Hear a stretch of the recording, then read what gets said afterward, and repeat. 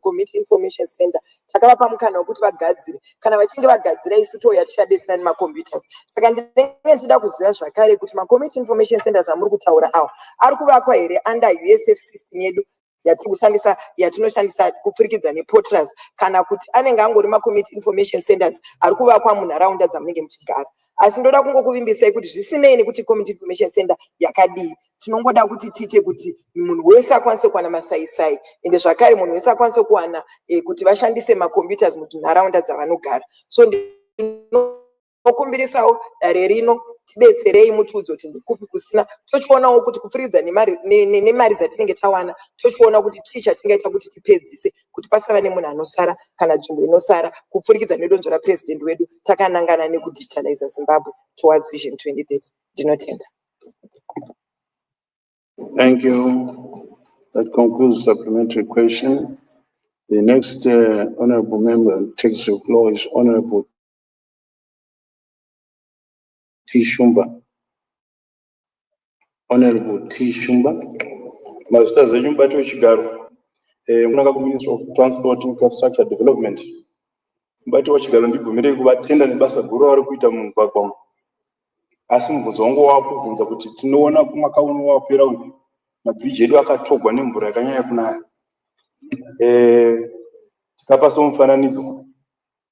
Tikandakumbere bakune bridge yakata Sheka Bridge vana vechikoro vari kurimwe divi chipatara chiri kune rimwe divi vana vanoshandisa mapuranga kuwambuka bridge iroro nderimwe bridge rakatogwa nezvirwere kurongwa nehurumende yedu arikudza nebadziri kugadzira mabridge yakaita sewa. Ndinotenda.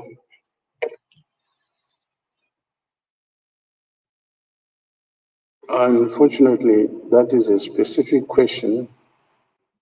It has nothing to do with policy. Perhaps you can put it in writing for next week.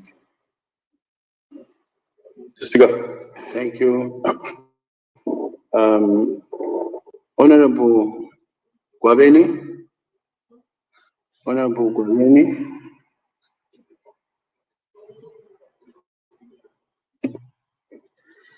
Thank you, Mr. Speaker, sir. My question is directed to the Minister of Health and Child Care. What policies are in place to prevent and control bedbugs outbreak in public places such as hospitals, schools, etc.? Thank you.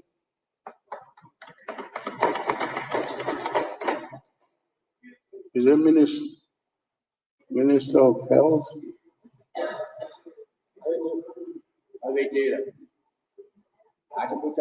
The leader of government business.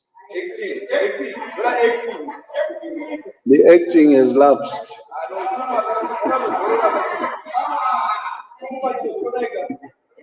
Thank you, Mr. Speaker.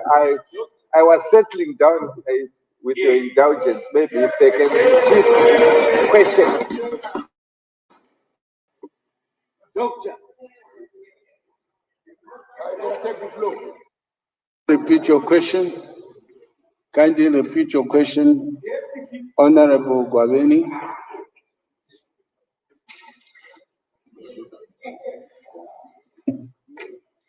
Thank you, Mr. Speaker, sir.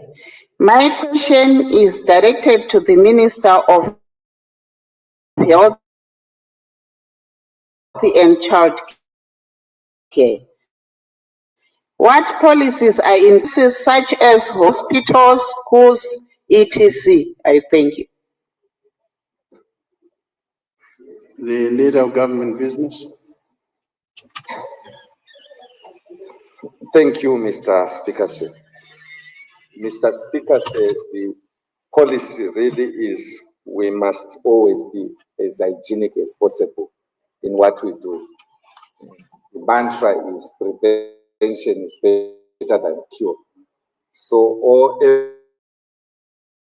everyone, all households are encouraged to practice hygienic practices to ensure that you are not infested with any of the calamities that may befall upon us. But more specifically, turning to public places, the Ministry of Local Government has partnered others to ensure that we can go and fumigate all the places where we feel that members of the public are not safe. I submit. Mr. Speaker, sir, thank you. Thank you. I don't see any supplementary question. Honorable Ziki. Honorable Ziki. Maita mbato wechigaro ndipawa mukana kubvunza mubvunzo wangu. Ndinoda kutanga nekutenda minista wedu wetransport nekugadzira kuri kuitwa migwagwa nyika yese. Ndinoda kupa kutenda zvakanyanya. Ndichizodzoka ndichizobvunza, tine mugwagwa, muchazodzoka rini kumigwagwa yese yakasaririra panga pachigadzirwa migwagwa muno muHarare?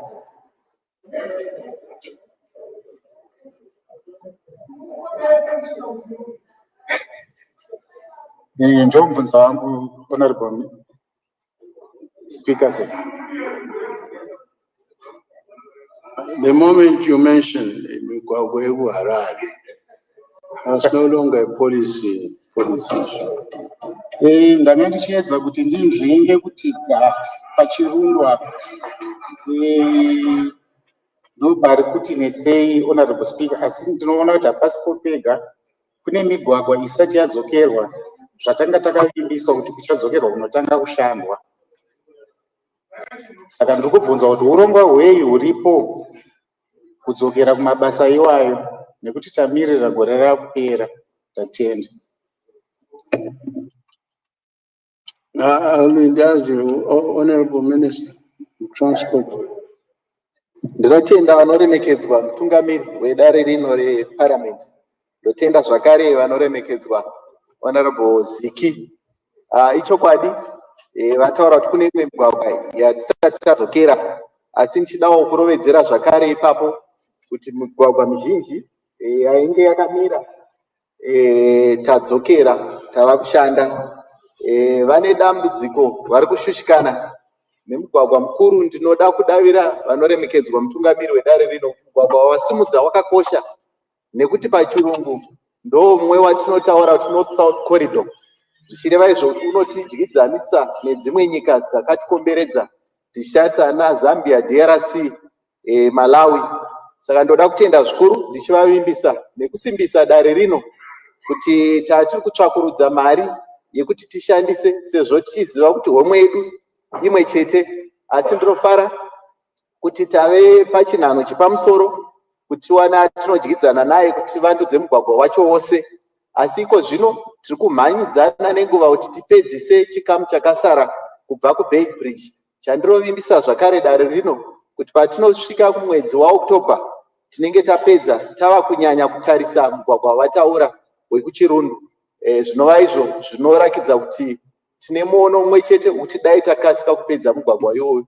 Asi ndichikumbirawo kudare rino kuti ndichadzoka zvakare mukanditendera vanoremekedzwa mutungamiri wedare rino muvhiki rinotevera.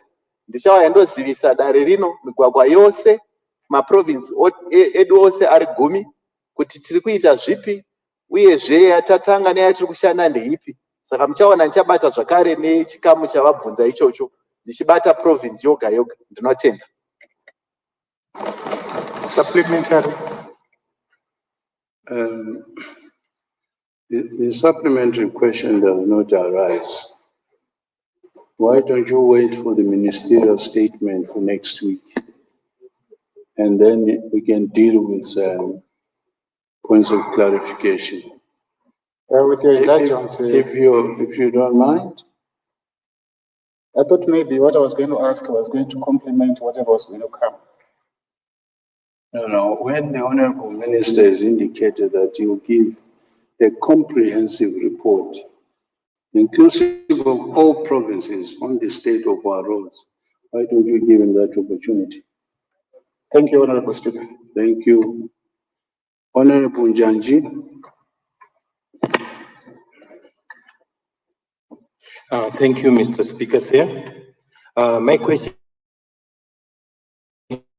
is directed to the Minister of Finance and Investment Promotion. What is the government doing to manage debt, which is hovering around 21 billion, which translates to 35% of the GDP, the external debt, and 24% of GDP for the internal debt.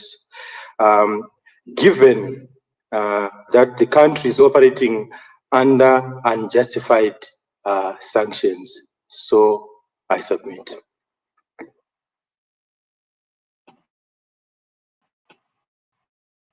The Minister of Finance, not leader of government business. Honorable Ziambi. I want to thank the honorable member for the question. Mr. Speaker, the question has got some statistical analysis of figures that I may not agree with, of the debt, which I believe needs interrogation and me to also be prepared to bring to the House the actual figures on the debt. However, Mr. Speaker, our debt situation is being managed through various means. We have a program that is championed by the former president of Mozambique,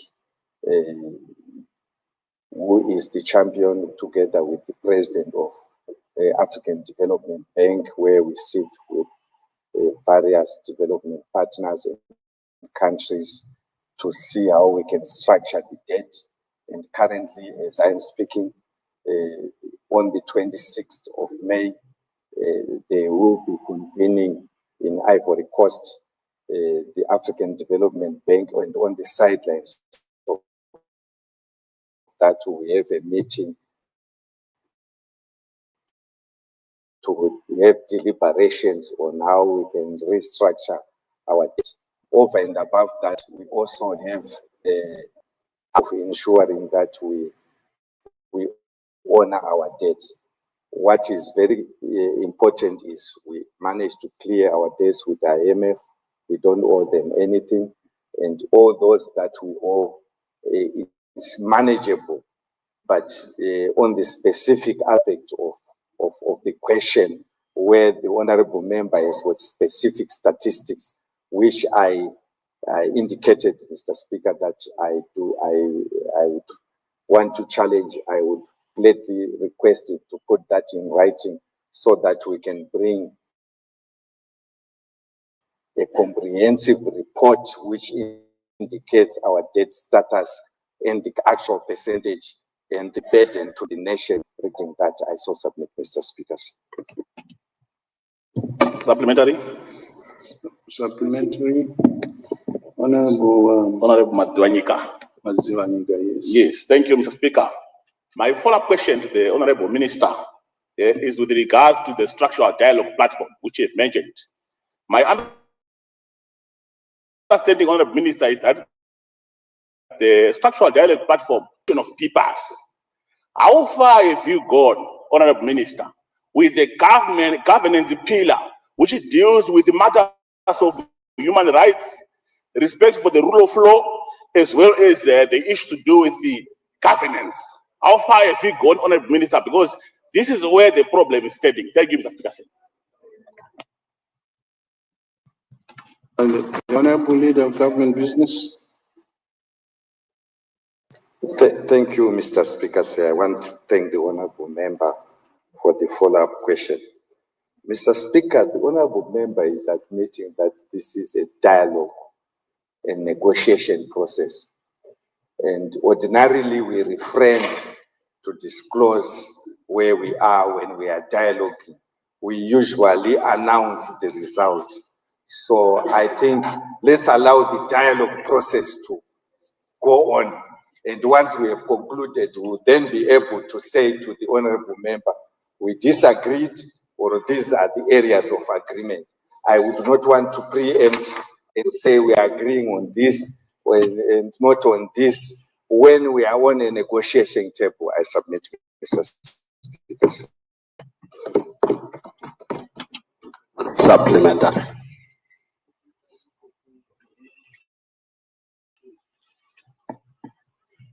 Supplementary. Yes. Just before you proceed, I noticed that Honorable Kambamura, Deputy Minister of Mines and Mining Development, is now here.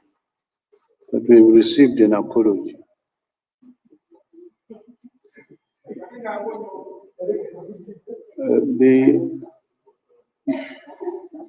The government chief whip raised the issue on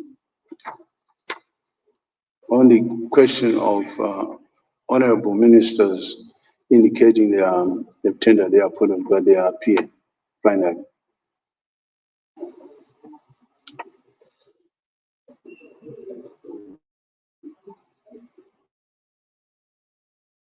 What could have been the problem?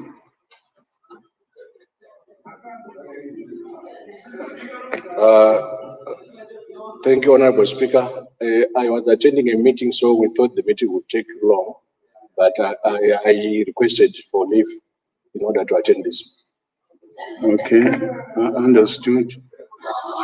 Thank you, and thank you for coming. Supplementary, there was someone, yes. Thank you, Mr. Speaker, sir. Considering that part of the debt that we have was adopted from the pre-colonial government, and also considering that the growth in debt is also as a result of some climate change, which is mainly caused by the Western countries. Is there anything that we are doing to try and maybe get some reparations for what was done during the pre-colonial era, and also as a result of climate change that is caused by maybe the pollution that is done by the Western countries? Thank you.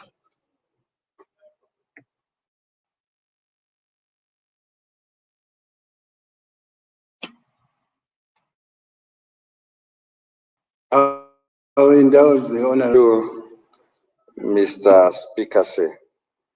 Mr. Speaker, on the first part, that part of the debt we inherited it from the colonial period. Mr. Speaker, I think you have historical memory that we had a negotiated settlement that culminated in the Lancaster House Agreement and subsequent ushering of the First Republic. Therefore, because of the agreements, we are obligated to carry those debts. We cannot dissociate ourselves from them. On the second part pertaining to climate change, Mr. Speaker, our ministers of climate change, of environment and climate, as well as energy, they are spearheading this via our carbon credit scheme to ensure that we adequately cater in terms of the vagaries of climate change that are happening to us, so that we are adequately compensated. So I would request the honorable member to defer the question and have a conversation on the work that the Ministry of Climate or Environment is doing to ensure that we mitigate against climate change in terms of our programs pertaining to this issue. I submit, Mr. Speaker. you. I don't see any supplementary question. Honorable L. Spander. Honorable L. Spander. Thank you, Mr. Speaker, sir. My question goes to the Minister of Primary and Secondary Education. Is the policy of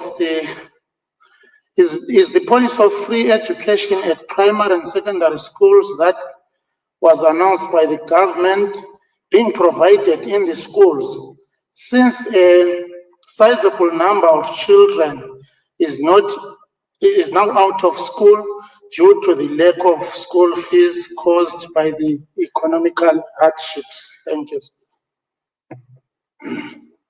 The Honorable Minister primary, secondary education.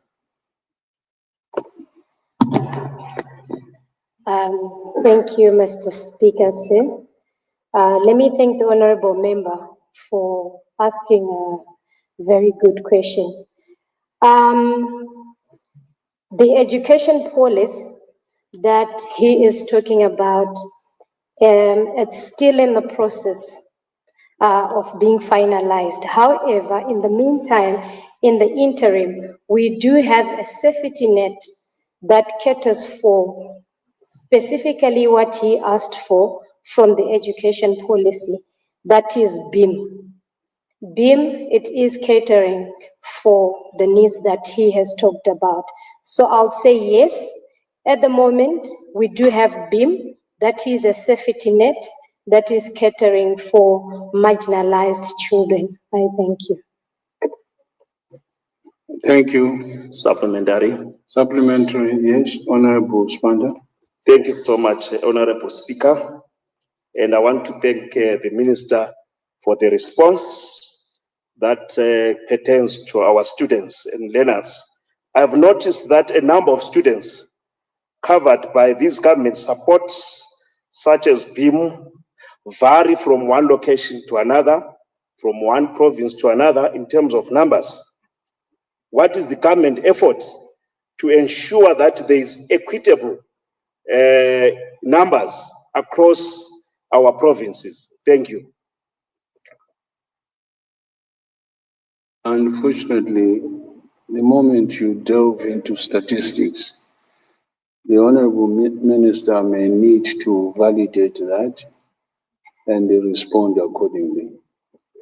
So if you may put your question in writing for next week, Supplementary. the Honorable Minister will attend to it accordingly. Supplementary. Supplementary, Honorable Matswaj. Yes, Thank you, Mr. Speaker. Thank you, the Honorable Minister, for the response that government has actually used another plan, which is BIM, to try to close the gap. Is it confirmation that the government has failed to deliver on its promise, on its election promise, to the fact that there will be free education for all primary school learners? I thank you. The Honorable Minister.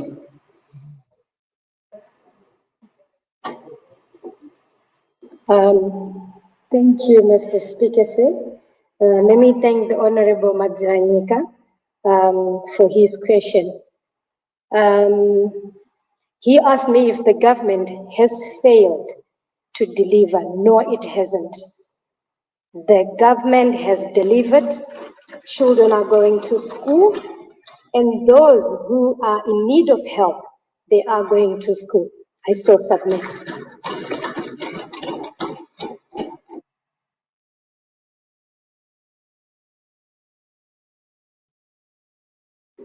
I don't see any follow-up question.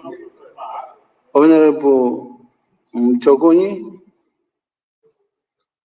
Honorable Mtokonyi. Thank you, Mr. Speaker. My question goes to the Ministry of Energy and Power Development. First, Mr. Speaker, I want to applaud the ministry for the massive rural electrification, which has not left the people of Soshe behind. My question, Mr. Speaker, the Zimbabwe National Energy Renewable Policy did set some objectives in terms of the energy mix, which are supposed to be achieved by 2025.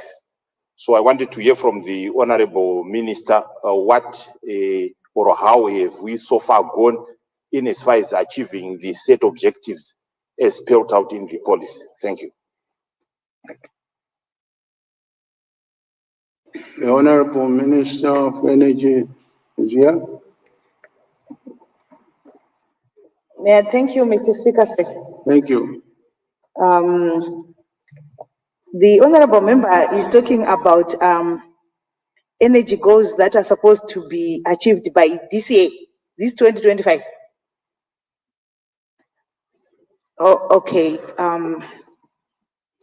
I do understand that our national energy policy is goals that we have said we will achieve. I'm not sure about the 2020-25 timeline, but I know that as government, we are doing our best to ensure that issues of renewable energy are issues that we take very, very seriously. Just yesterday, Mr. Speaker, we were here ratifying the SADC renewable energy and the conservation protocol. This is a sign that as a ministry, we are committed to ensuring that issues of renewable energy and utilization of renewable energy resources is of paramount importance. Thank you. Thank you, Honorable Minister. Supplementary. Supplementary, Honorable Mtokonde. Okay.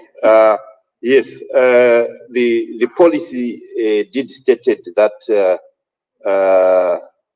15% of the energy mix should come from solar by this year. And as such, we want some further information from the minister, particularly in as far as more renewable, what are the programs or projects that are being done like on renewable energies to ensure the trajectories are achieved. Thank you. Honorable Minister. Madam Speaker, ma'am, I do agree with the honorable member that as a ministry and in terms of our policy, our trajectory is to ensure that we have maximum use of the renewable energy resources that we have. In terms of the projects that are currently ongoing, renewable energy projects, we have quite a number of projects that are under renewable energy. These are projects that are in terms of solar. We have a lot of solar energy projects that are ongoing. If the honorable member is aware, we have what we call independent power producers.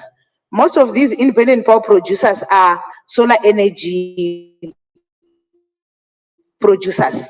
We have the Manize projects, we have the ZZEE projects in Wange. We also have floating solar projects that are soon to commence in Kariba. We have a lot of other projects. Right here in Harare, we have a solar project at the company that sells Pepsi drinks. Varun also has Varun Beverages. It also has an ongoing a solar project that is there.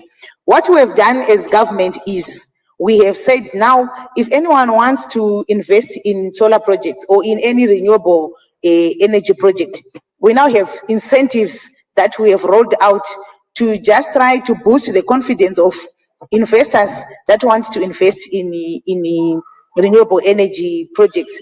Some of these incentives are in the light of tariffs that ensure that as they invest, they are also able to have enough money out of the tariffs that we have set. We now have what we call a tariff code. This tariff code is there to ensure that as people come to invest in renewable energy projects, they understand the will of the government in securing their investments and ensure that they also get favorable returns. So yeah, I do agree with the honorable member that we need to ensure that we also increase our trust towards the development and the utilization of renewable energy technologies, which we are doing as government and which we also continue to do. Some of our renewable energy projects are small. They vary in size. We have some that are 1 megawatt. We also have some that are also about 50 megawatts. Another example is the Zimplats one, which is about 35 megawatts.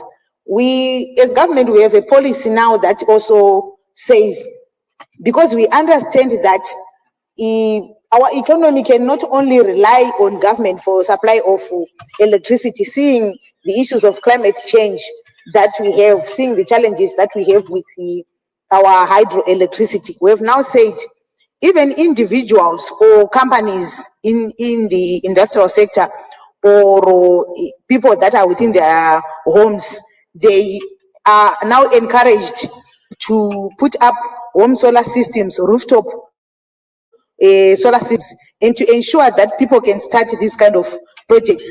We have now said if anyone wants to bring in solar equipment from outside the country, they are excused of duty. These can come in duty free. And if you are buying solar equipment here in Zimbabwe, it is now very affordable if you want to buy solar equipment, and it is easily available here in Zimbabwe. We have a lot of traders and suppliers that are dealing in solar equipment that is easily available. Even some of the traders even offer our civil servants on zero deposit. This is to ensure that everyone is able to put up rooftop solar systems within their homesteads. For those that are that will be using more solar than the ones that are on the rooftops, we call them captive power projects.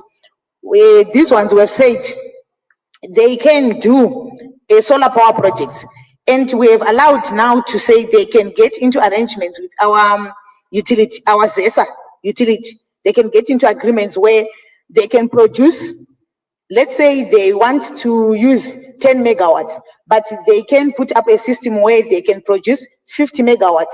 So they use the 10 megawatts and sell the remaining 40 megawatts to ZESA, which then means that in as much as they now have access to electricity, they are also able to make some profits by selling to ZESA, which would then give out to the consumers. And this also helps us as government to also balance out some of the deficits that we have in terms of energy supply. Thank you.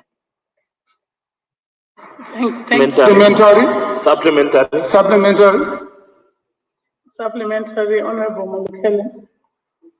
Thank you, Madam Speaker. Follow-up question. I think it's not so much on how much energy we need, especially renewable energy, but it's so much on how much we are using. So I wanted to ask if there is a clear policy in terms of reducing domestic use of energy for basic things like ironing, boiling water, charging a cell phone. These should be using solar instead of using thermal or hydroelectricity from Wangol Kariba. That will reduce the pressure on the national grid. Thank you. Honorable Minister. Thank you, Madam Speaker, ma'am. I'm not sure if the honorable member was asking a question or just giving a suggestion. However, I do agree with whatever what he was suggesting, that with our current energy balance, we do need to ensure that the energy mix is balanced in that way, where in a household they can use the electricity from the grid, but at the same time they can use the electricity from the grid to on their refrigerators and other things.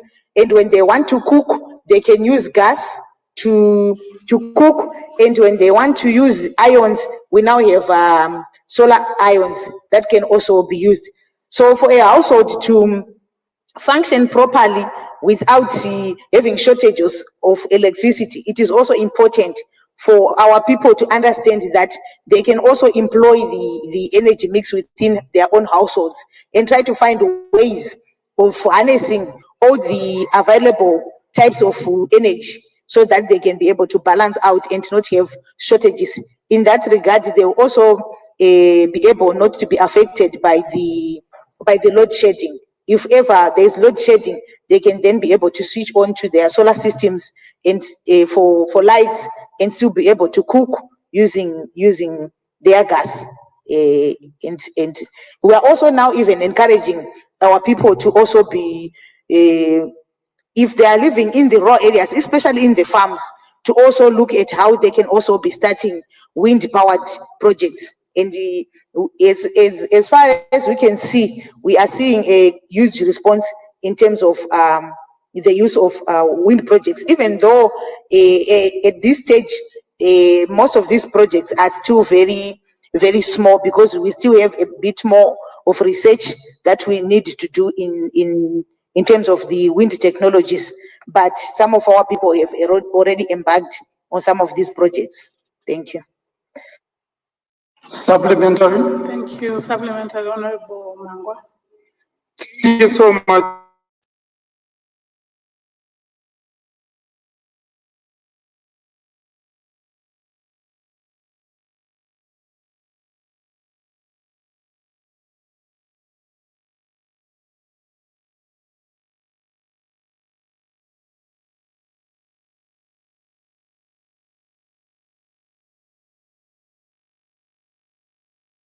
Madam Speaker, ma'am, moving from VAT deferment to VAT exemption, I so submit.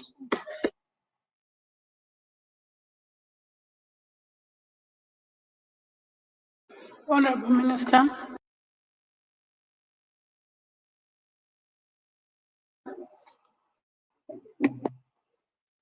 Thank you, Madam Speaker, ma'am. As I indicated, the Minister of Energy is now a VAT of incentives that we have rolled out, and these incentives are mainly targeted at independent power producers.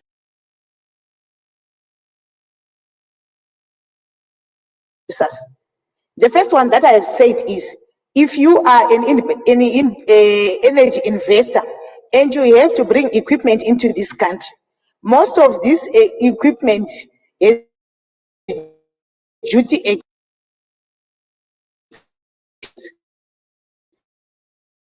which may affordable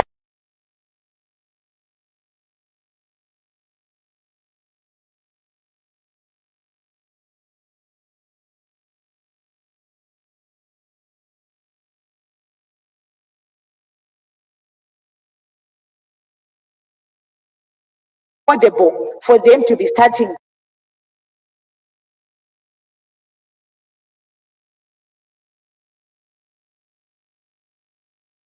But in short, what I can say is, we home countries within reasonable, probably the Honorable Minister of Finance will can be able to elaborate on these ones.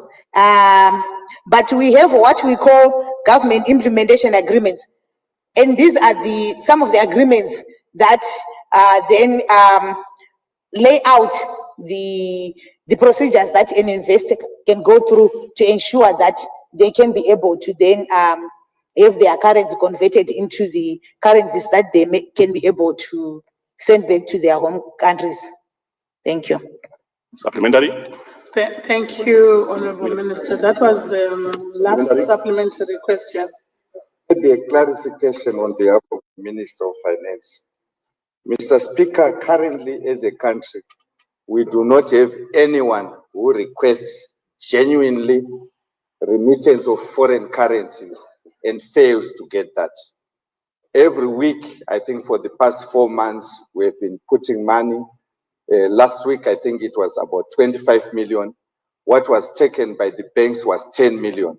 So there is no problem of investors remitting back what they invested to their countries currently. So I just wanted to clarify that, so that there won't be a misconception that when you invest in Zimbabwe, you won't be able to get your money back, because at the moment we do not have problems of those who genuinely request to purchase something outside the country or remit what is legitimately required to be remitted outside the country by way of converting their ZiG to US dollars. I submit, Mr. Speaker. Point of clarity. Thank you, Leader of Government Business. Point of clarity, Madam Speaker. Point of clarity, Honorable Mango. Yeah, both ministers have misconstrued the question. when we speak of currency convertibility, it does not talk to what's prevailing currently. The fact that the project is a long range for return on investment, when the contract speaks to a US dollar. Order, Honorable Mangwa. It looks like you have answers to your questions.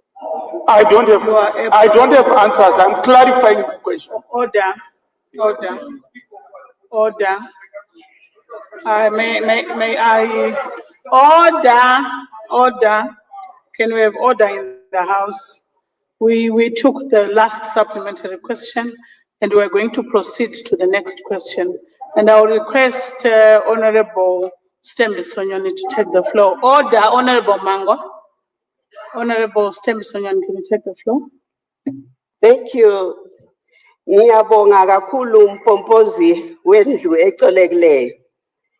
Umbuzo wami uqondane lo minister wezemgwaqo. Ngicela ukuqala ngokuthi simenzela mhlophe simncome ngoba wathatha number 1 kuma ministers wonke nyakenye. Ngomsebenzi wakho omuhle siyabonga kakhulu. Ingana ngaqhubeka ngawo. Umbuzo wami uthi sisekelo alaso esokuncedisa abantu abazilungisela imigwaqo. Mpompozo omkhulu uzananzelela ukuthi nyakenye kunizulu eliningi kakhulu. Izulu lelana lakhukhula imigwaqo. Abantu bayazilungisela imigwaqo begamula izihlahla befaka emgwaqweni bese befaka inhlabathi phezulu. Lokho kwenza imigwaqo ihambeke okwesikhathana esincane. Kodwa ke ngomnyaka ozayo lingana futhi izulu izakhukhuleka futhi. Kuyini isekelo sikahulumende esikhona esenza ukuthi kube londondela emsebenzini enziwa ngabantu? Kule policy yini yokuthi kungathunyelwa amanjinela bayoncedisa abantu abancedisana lohulumende ukulungisa imigwaqo? Ngiyabonga mpompozi wendlu ecolekileyo. Honorable Minister of Transport. Thank you, Honorable Madam Speaker, ma'am. And also let me thank Honorable Nyoni for that very important question and for the compliments. Thank you, Madam, ma'am. We're struggling with the translation, but I'm sure we managed to get the gist of the question.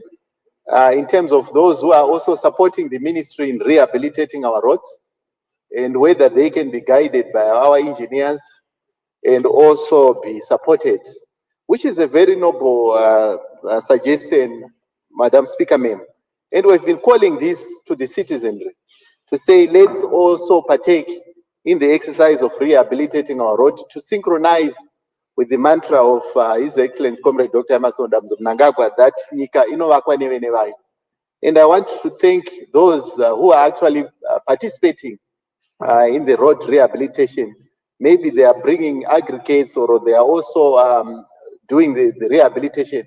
And therefore it calls for the expertise in terms of managing and guiding the works so that the roads become durable and they can last.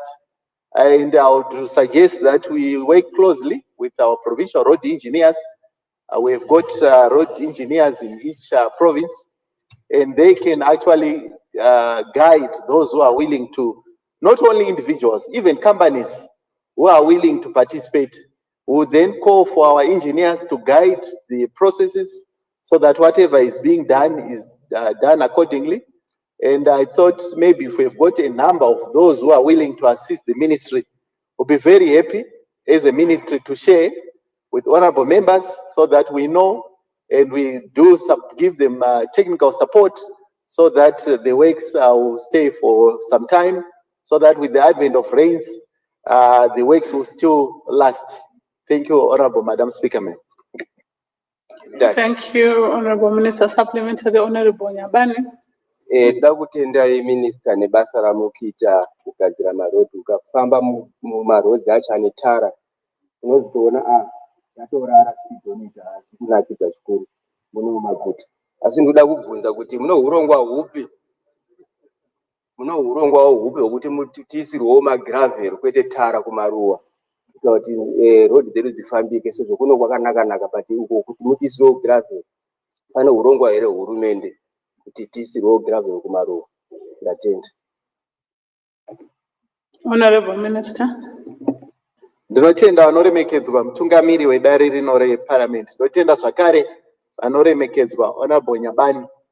Ndichikutendai nemashoko ekuti simbisa sebandiko reministry.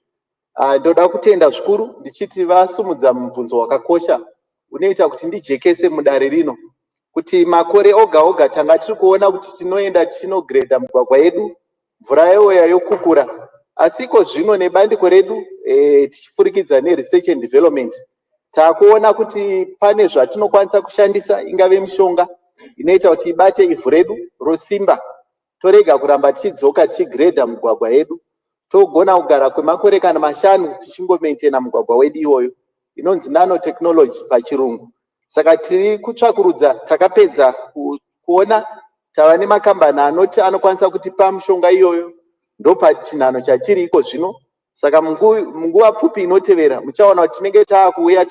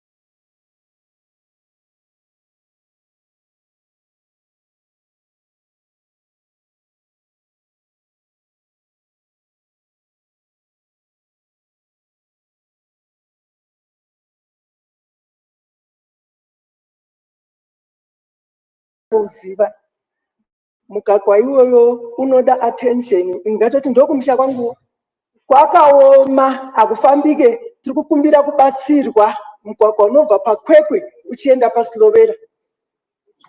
Mazvita nokubvunza mubvunzo wakakosha wekumusha kwenyu. Asi zuva ranhasi kana mubvunzo wava kudonda nzvimbo unoda kuti gurukota rehurumende riinde kunoita tsvakurudzo yakanyanya. Ndinokumbira kuti munyore mubvunzo wenyu vohupindura vava netsvakurudzo. Supplementary, Honorable Swanda. Ngiyabonga Somlomo. Ngibonge umphathi ntambo omphatha ezemgwaqo yethu. Ekuhambeni kwethu siyahlangana labantu bevala imigwaqo ngenhlabathi bezenzela bebodwa osokubangela ukuthi abanye bebe sengozini zokuchaya izimota. Kungaba khona indlela yini uhulumende olazo zokuvimbela abantu abasephongozisebenzela bevala begcine besezingozini zokuthi bechaywe izimota? Ngiyabonga.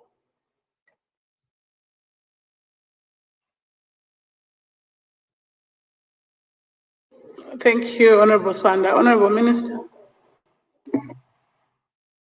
Thank you, Honorable Madam Speaker, ma'am, and let me also thank my brother, Honorable Swanda. Indeed, as much as we would advocate for the citizenry to also participate in the road rehabilitation, we are not saying they must go into our highways and patch potholes on behalf of the ministry, which we actually condemn. We are saying where we were talking of partaking in the exercise, where we have joint effort from the ministry guided by our engineers and then working closely with the citizenry.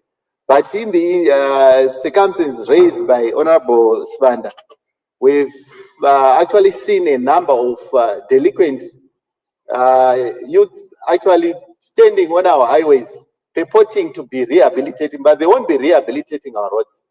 And we are saying and warning to the people of Zimbabwe to say that is very dangerous.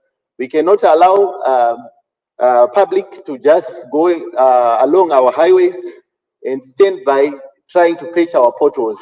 We are coming. We'll definitely make sure that we patch our potholes, and we've got a motto in the ministry that we want to declare zero tolerance to potholes on our major highways. So definitely we'll be working, but you find those who will be soliciting for funds like what Honorable Spanda has raised, but not attending to potholes. Thank you, Honorable Madam Speaker. Thank you, Honorable Minister. New question, Honorable S. Chuma.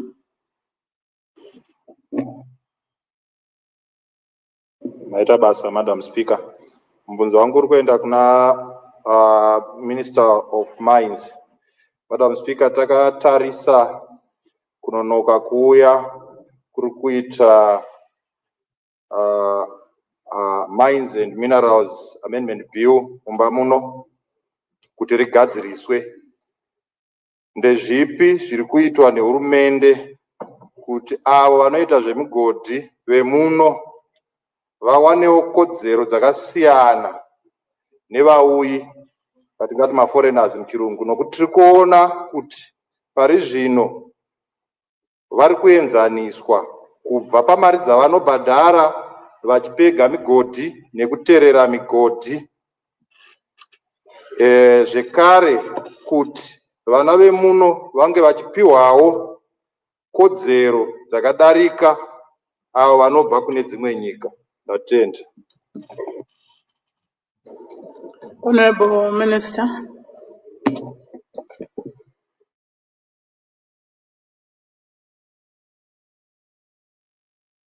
Mubati mukuru toda kutenda zvakare Honorable Chuma nemubvunzo wabvunza. Tine urongwa hwekugadzisa zvavataura kuti pave nemusiyano pakati pezvizvaro zvemuno muZimbabwe nevanouya kuzotanga mabhizimusi ekuchera kana kuti vaya vatinoti ma-investors. Tiri kuongorora kuti kana munhu abva kunze kwenyika achiti ari kuuya kuzochera muno kana kuda kuzoita bhizimusi rezvicherwa, anofanira kunge akabata mari yakati kuti. Hatichabvumiri kuti vanhu vangouya vachipinda mu-mining sector vachifanana nezvizvarwa zvemuno.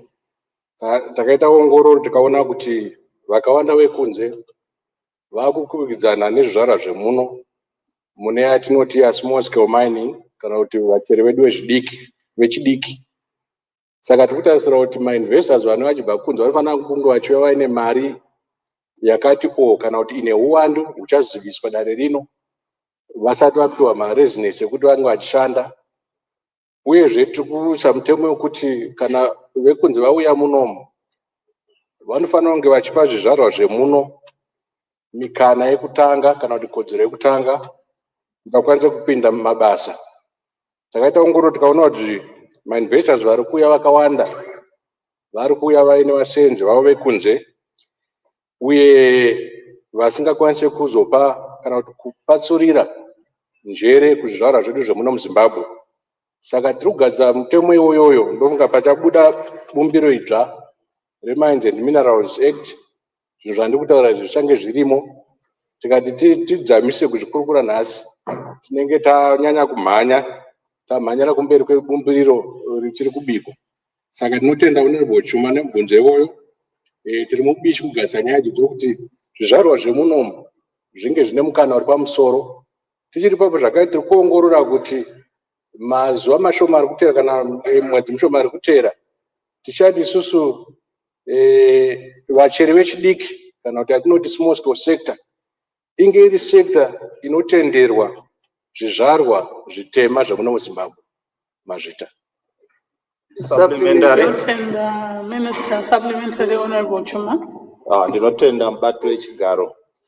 Ndinotenda minister nemhinduro yavo kuti vari kuzviona kuti vana vemuno vakuita makwikwi neavo vari kuti ma-investors pakupega migodhi munyika yedu. Mubvunzo wangu wekuwedzera ndewekuti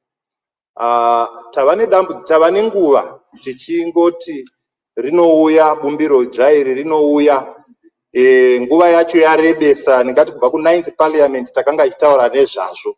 Saka asi chiri kuitika Madam Speaker ndeyekuti pasi pari kucherwa pachipera zvicherwa zvedu kana kuti maminerals edu ari kuramba achingoenda tisina mutemo wakati tsikiti. Tachikumbira kuti minister vatitsanangurire kuti zvingada nguva yakadini kana kuti chii chiri kunetsa kuti bumbiro dzvairi vari kutaura nezvaro rakanga richingotaurwa nezvaro kubva kare riuye tirigadzirise, mari isaramba ichibuda ichitogwa nevanhu vari kubva kune dzimwe nyika vanove muno vachishupika. Maita basa. Honorable Minister. Tinotenda mubati wechigaro, kutenda zvakare Honorable Chuma nemubvunzo wewedzeredzo.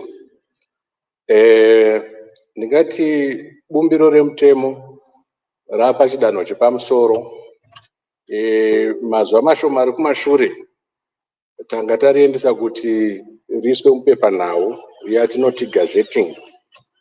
Saka pane zvinyorwa zvakaoneka kuti zvasina kumira mushe, yatinoti editing. Ndobva radzoswa kuti vekwaattorney general vatarisise ma-errors avanga vaita kana kuti ma-mistakes avanga vaita. Saka vakangopedza rakudzokera zvakare kuti richigazetwa kana kuiswa mupepanhau. Raiswa mupepanhau tinozogara zvakare pasi toita ongororo. Zvidanho izvozvo ndo zvazvanyanya kumisa. Anoda kuvimbisa Honorable Chuma kuti mwedzi mishoma iri kuteera handigone kukuti musi wakati, nekuti hatisati takuziva kuti vari kuongorora zviri kugadziriswa vangatore nguva yakadii. Asi tiri kumhanya usiku nemasikati kuti bumbiro remutemo ringe riripo. Mazvita. Supplementary Honorable Nyampinga. Thank you, Madam Speaker. Ndoda kuwedzerawo nemubvunzo ipapo pane zvekuti vanenge vauya. Pane nzvimbo dzinenge dzichinzi dziri reserved kana kuti ma-EPO. Vana vemuno vakaaplya kuti zvisumudzwe kuti vagonewo kuti vaproceserwe application dzavo. Hazvisi kubuda, asi vekunze vakangoisa pepa chete. Unotomuona akutomaina kana pachikoro kana patanga chitoti apapa akutomainawo kunze, asi vana vanenge vanga vakaisa mapepa kare kare vemuno zvisingabudirire. Handizivi kuti pane muono here uri kuitwawo nebazi iri kuti vana veduwo vagone kuendawo panzvimbo idzodzi, maapplication avo agone kutreatwa ari pamusoro pevauyi. Mazvita. Honorable Minister. Tinotenda mubati wechigaro, ndoda kutenda Honorable Member nemubvunzo wewedzeredzo kuti wavari kuti vauyi vekunze vari kupiwa mikana yekuti vange vachipega munzvimbo dzinonzi ma-EPO kana ma-reserved areas zviri pamusoro peavo zvizvarwa zvemuno vasiri kuwaniswa mikana iyoyo. Regai nditange kutsanangura mubati wedare rino ndichiti nzvimbo dzinonzi ma-EPO inzvimbo dzatinenge tapa vanhu vatinenge tabvumira kuti vari kutsvaga zvicherwa munzvimbo idzodzo. Kana tavati vari kutsvaga zvicherwa hatisi kuti vaende kunochera. Tinoita vapa mukana yekuti vatsvage nzvimbo dzekuti dzinowanikwa zvicherwa zvakasiyana siyana. Vaona zvicherwa izvozvo vanozouya kuministry votitaura kuti tawana nzvimbo yakati nepakati nepakati nepakati, takuchikumbira kuti tipege ipapo tikwanise kuchera. Nekuda kwaizvozvo ndo patinozopesa takuwana migodhi mikuru inenge yakuzocherwa nekuti pane patanga kuitwa kuchengetedzwa kwanoti EPO kuya. Saka mubvunzo wahonorable wekuti pane vanhu vamwe vari kupiwa mikana iyoyo, bumbiro redu remutemo rinobvumidza kuti kana paine munhu ane EPO yaanayo anokwanisa kupa tendedzo kana kuti mvumo kumunhu kuti anga achipega chicherwa chisiri chiri kutsvagwa nemuridzi we-EPO. Saka zvimwe zvinenge zvichiitika kuma-provinces nekuda kwokuti muridzi we-EPO anenge anyoresa tendedzo kana kuti apa inonzi pachirungu consent kune munhu kuti anga achipega kuti tizoziva kuti apa munhu wekunze kana kuti munhu wemunomu izvo togona kutadza kuziva nekuti maresidence akadaro anenge ari maresidence maduku anopiwa kumaprovinces, kwozoita maresidence makuru anoti maspecial grant anopiwa kunzvimbo dzinenge dzakachengetedzwa anoti mareserved areas. Iwayo tinomatendera kuno kuhead office kana kuti maapprovals anopiwa kuhead office. Dzimwe dzacho cabinet yakamisa kuti tinge tichipa mvumo yekuchera mumareserved areas. Saka kana pane munhu anenge aunza application kana kuti atsvaga mvumo yekuti akwanise kuchera, minister wedu wemines vachitando vanoenda kucabinet rinova bato rakamisa kucherwa kupiwa mvumo mareserved areas. Cabinet ndio inopa mvumo, yapa mvumo tozonyorera munhu uya tsamba. Saka kana paine pamwe honorable pavari kuona kuti hapana kufamba zvakanaka, pane vakapiwa mvumo muzvikoro, vakapiwa mvumo muminda, ngavauye kana unotipa mazita avo tiite tsvagurudzo kuti zvakafamba sei. Kana taona zvisina kumira zvakanaka tinobva takanzura tendedzo iyoyo mazita. Mazvita honorable Nyampinga itaisa izvozvo kana paine nzvimbo dzamunoziva. Mazvita mbatotya. Supplementary honorable Nyabani, the last supplementary. Naita basa mbato chigaro. Okay. Mubvunzo wangu ndoda kubvunza kuna minister kuti pane vanhu vanenge vachipega kuti vada kupega kana minerals kumamines kwavo, hurumende inozoita urongwa here, ino urongwa hupi yokuti inyatsoziva kuti mineral iri kupegwa nemunhu uyu ari kupega mineral isina kukosha achisiya mineral yakakosha ipapo? Mune humwe urongwa hwamunoita sehurumende hwekutesta matombo iyayo kuti muone kuti zviri kutaurwa nemunhu ari kupega ndizvo chaizvo here? Ndatenda. Honorable Minister.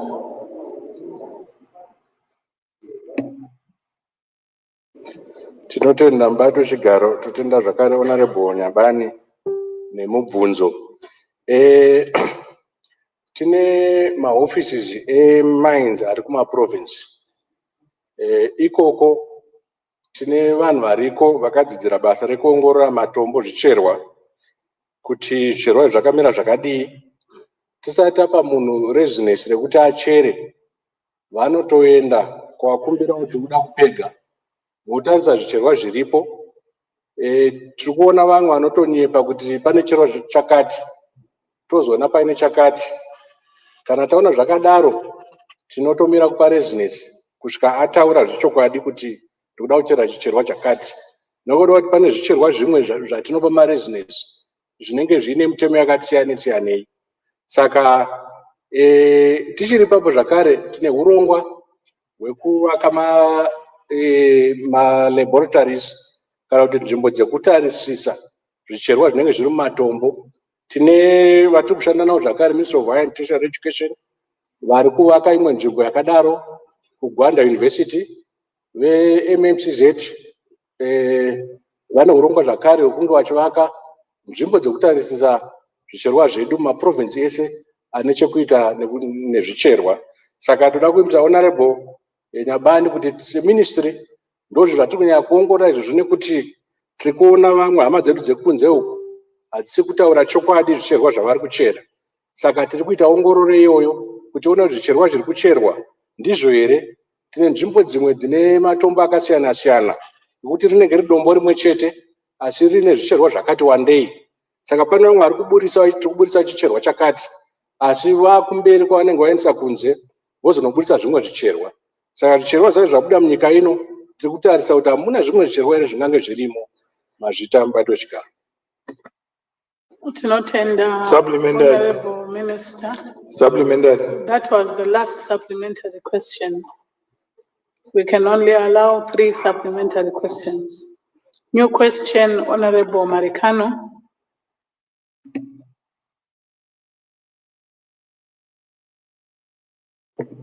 Thank you, Madam Speaker. My question is directed to the Minister of sports and arts recreational. Honorable Speaker, what policies and measurements are there to protect athletes from mistreatment by coaches and organizations that represent them? I thank you. Honorable Minister.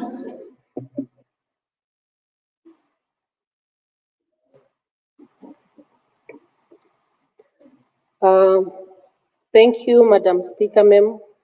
And I want to thank Honorable Marikana for the question, a very important question that the Honorable Member for the question that she asked with regards to the safety and well-being of our sports personnel as they conduct their sports.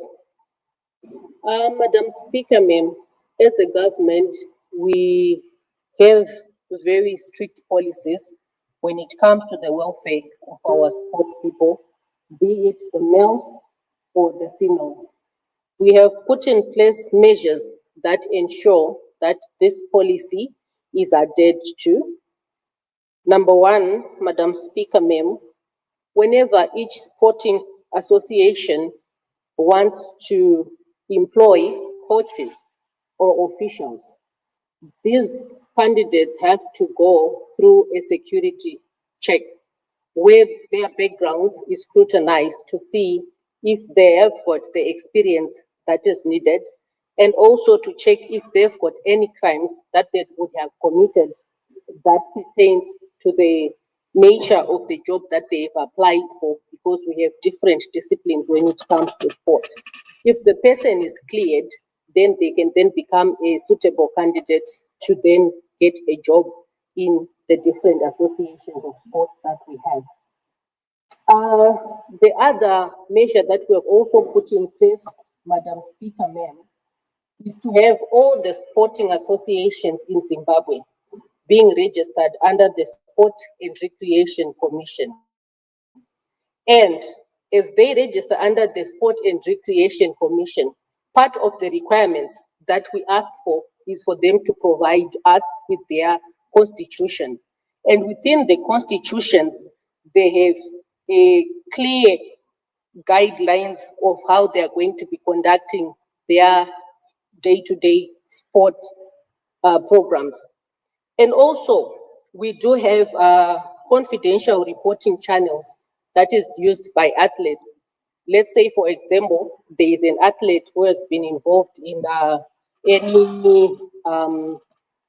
if there is any athlete that would have been involved in cases of abuse or of mistreatment by coaches, they can then report those issues and they can be investigated.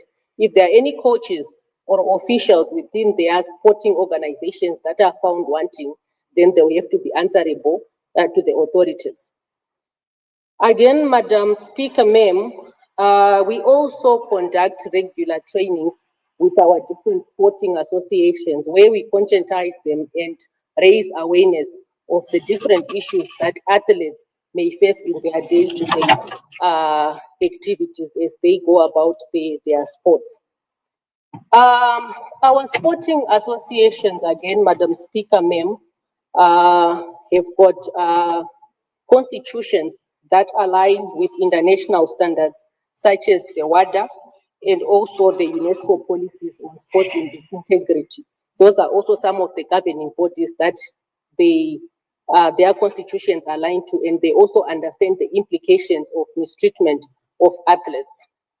I also want to say that as a ministry, we also conduct trainings as well with our athletes, the athletes on their own without the coaches and officials that they work with, so that we also conscientize them and give them the awareness to know how to deal with issues of mistreatment when it comes to their associations. I submit, Madam Speaker, ma'am. Thank you, Honorable Minister. There is no supplementary question. New question, Honorable Mangondo.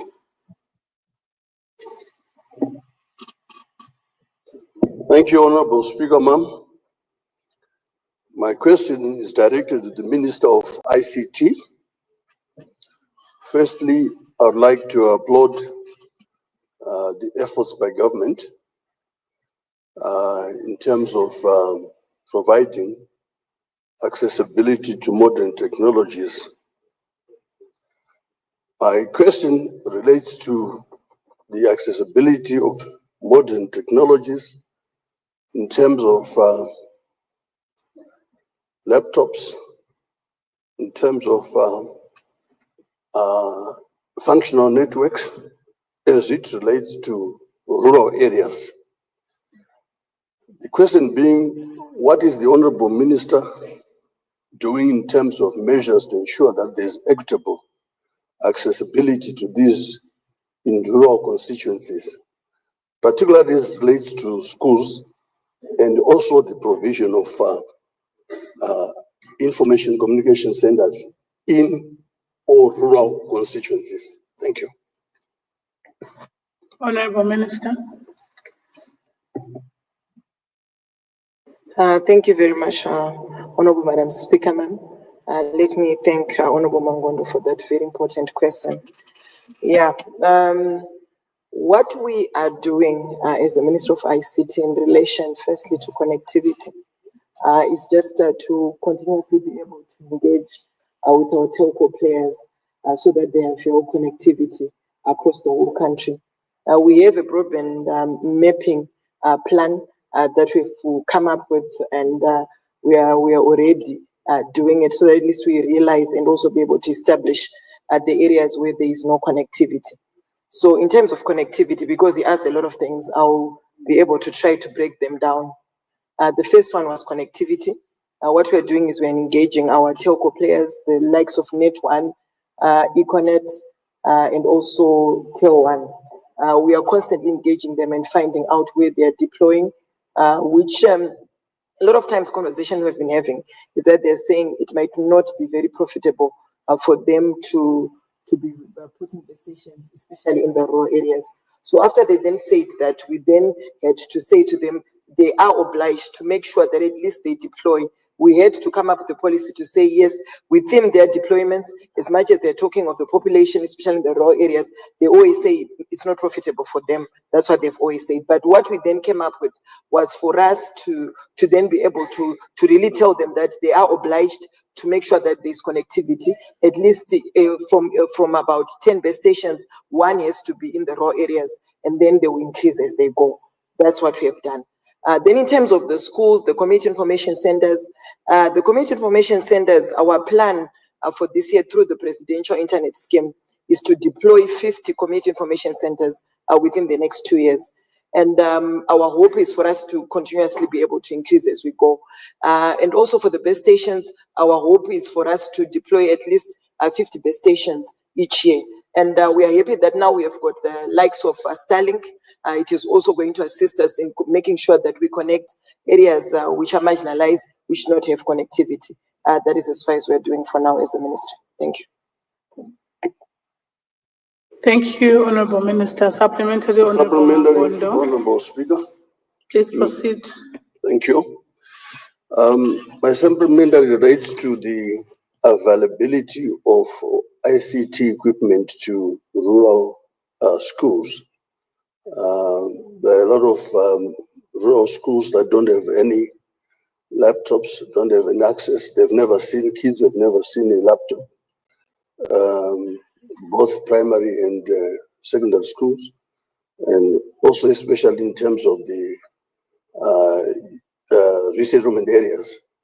What is the government doing to ensure, as I said, equitable distribution of ICT equipment to those marginalized rural areas? Thank you. Honorable Minister. Thank you very much, Honorable Madam Speaker, ma'am. Let me thank Honorable Mangondo again for the follow-up question. What we are doing in terms of deploying ICT gadgets, especially laptops, is we have come up with a plan. The community information centers are also going to assist us in making sure that people have got access to laptops. In terms of the schools, so far we have equipped 1,350 computer labs across the country over the last 3 years. And our hope is for us to increase more, depending on the resources. So the plan that we have now we have started the plan like I had reported last time, to say we have managed to get a budget for us to acquire some laptops for our schools for the ICT lab per school. So now we are starting to deploy, and we would want to inform the Honourable Minister that in our deployment, especially schools that have benefited before, we would want to at least try to also engage other new schools and then find out, especially for the ones that would have got equipment which is obsolete, maybe would need them to maybe supplying new ones. But as far as we are concerned now, we are already starting that. It's work which is starting now, maybe in the next week. By next week, we are starting to deploy ICT gadgets or laptops across the whole country. Thank you. Thank you, Honorable Minister. Don't see any supplemental. Next, Honorable Nyampinga. Maita henyu mubati wechigaro, mubvunzo wangu uri kuenda kune gurukota rezvemigwagwa. Ndoda kutanga kutenda basa ravari kuita uye nekubudirira kwavakaita kuti ndivo vakave minista wekutanga kugona pamabasa. Zvechokwadi nokuti kana inivheti yekongo yakagadzirwa sidai yazongonosvikawo kwamakumbi. Ndoda kuti mubvunzo wangu uri kuti kuna minista, hurumende inombove neurongwa hupi maringe nenyaya munondibatsira mubati wechigaro pachishona yetraffic jam? Hapachafambika mubati wechigaro. Ndaikanga ndamboita wokunyora ndisati ndauendesa ndichifunga kuti kudomboshava kwangu chete kuri kuita traffic jam. Ndakazofambawo kwakawanda. Mubati wechigaro vanhu vari kusvika kudzimba na9 dzeusiku kana 10 dzeusiku. Vomuka kuti vasvike kumabasa, vomuka na4 kuti vasvike kumabasa. Hurumende ine urongwa hupi kuti tialiviate nyaya dzekuti vanhu vafambe nekukasira kuenda kudzimba nekumabasa? Mazvita. Thank you very much, Honorable Nyampinga. Honorable Minister. Ndinotenda vanoremekedzwa mutungamiri wedare rino reparliament. Ndotenda zvakare vanoremekedzwa Honorable Nyampinga. Ndichivatendawo zvikuru nekuti kurudzira nekurovedzera bandiko reministry tirambe tichishanda zvakanaka. Ndoda kutenda kuti mubvunzo wavasimudza unobatsira kuti ndijekese muimba ino, kuti tikaona mamiriro akaita hurumende, tine mabandiko akati siyanei, pachirungu inonzi urban transport management system.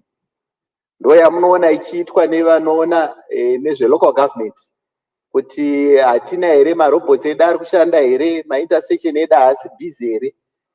Asi chandinoda kutenda ndechekuti hatisi kungotarisa nekuti tiri kushanda pamwe chete oche koche, kuti tione kuti vanhu kana iri mafambiro avanoita inodzoka zvakare urban transport system, nekuita decongest rinonga riri basa zvakare remakanzuru raitwa here. Asi chida kupindura ndichiti isu sebandiko reministry of transport tava kupindira, nekuti tikangoramba ichitarisira kuti makanzuru achawana nekuva nemhinduro pane mibvunzo yasimudzwa, tinoona tichitora nguva yakati rebei. Saka tiri kushanda pamwe chete. Iko zvino muchawana pachirungu tina anonzi mainterchange kana kuti magreat separation pachirungu.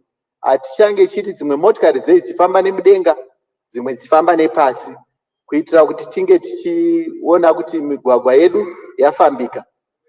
Tichienda kuconstituency inova ndo inomirirwa zvakare naHonorable Nyampinga, mugwagwa wedu wakunzi Legacy Way ndo Borodale Road. Tichaupamhama zvakare, unenge uine mitsara yakati wandei ichibuda muguta reHarare. Vanoziva kuti tinenge tine mitsara mitanhatu, 6 malane tichibuda muguta reHarare. Izvi kutaura kwandiri kuita tava pakati pekuti timisikidze chirongwa ichi, tichibva pana Harare Drive panova ndo panonyanya bata motikari dzakati wandei, dzimwe dzine dzakuya nemudenga, dzakananga kudomboshava dzimwe dziri muna Harare Drive. Asi ndoda kutenda kuti hatisi kumirira ipapo, muchaona zvakare pamabvuku 10 off panowandawo dzimwe motikari dzinobva kuruwa, dzimwe dzinenge dzakuuya nemudenga zvakare. Izvi zvirongwa izvi zvakutoitika mumwaka uno watakatarisa. Saka ndinoti dare rino rirambe rakatarisa. Ndo maspaghetti roads amaingonzwa nembiri. Ndotenda. Supplementary, tinotenda Honorable Minister. The supplementary will go to the owner of the question, Honorable Nyampinga. Maita yenyu wechigara. Tinotenda zvikuru nemhinduro yatapuwa naminista nekutarisira kuti sekureva kwavo zvichaitwa. Mubati wechigaro pakutangisa ndatorega kukumbira kuti mundigaite nokuti hondo yazotaurwa pamhinduro yandoza kuti pamwe haidairwe naivo minista yemarobhotsi asiri kushanda munyika munomu. Dai marobhotsi ashanda, handizive kuti pakudyidzana kwavanenge vachiita vari kurongei zvakare panyaya yemarobhotsi, nokuti ndo ari kubva ati ndi hatichafamba. Mazvita, ndofunga minista vanga vambotsanangura kuti zvimwe ndezvekanzuru. Marobhoti anotaswa nekanzuru, but anyway, let me indulge you and ask the minister to respond. Honorable Minister. Ndinotenda zvakare vanoremekedzwa mutungamiri wedare rino. Ndotenda zvakare Honorable Nyampinga. Mumavhiki apfuura dare recabinet rakachibva nechirongwa chakaunzwa nanegurukota rinoona nezvematunhu local government. Vakapa chibvumirano chekuti vanotarisira sei kuti makanzuru anga achishanda. Zvibvumirano zvavakasimudza zvimwe ndezvemigwagwa yemumaguta edu yatichatei, zvimwe ndozvavakatarisa zvemarobhotsi vachiti vanomisikidza chirongwa chekuti kana marobhotsi afa anofanirwa kunge achitarisirwa kuti agadziriswe nekukasika. Saka ndinotenda ndichitevera kuti ichokwadi tine marobhotsi anga asiri kushanda, asi nekuzvirovedzera kwavakaita gurukota rinoona nezvematunhu edu muno munyika vakataura vakati vachange vachityaira makanzuru kuti anga achimhanya panenge pafa marobhotsi. Isu tinouya sebandiko reministry tichirovedzera kuti basa iri ringe richifamba zvakanaka. Ndinotenda. Thank you. Supplementary, Honorable Nyabani. Ndakutenda marwadzi vaneigo. Order. Ndakutenda. Order, Honorable Nyabani. Honorable members, on my left, it is good to carry ourselves with decorum in this house. I've just asked Honorable Nyabani to take the floor. I will come over to you. Be patient. Honorable Nyabani, carry on. Maita basa mubati wechigaro. Tiri kuda kupembedza rodi dziri kugadzirwa neSecond Republic. Asi ndada kuziva kuti minista pane zvinoyambira kuvachairi kana vachifamba mumugwagwa.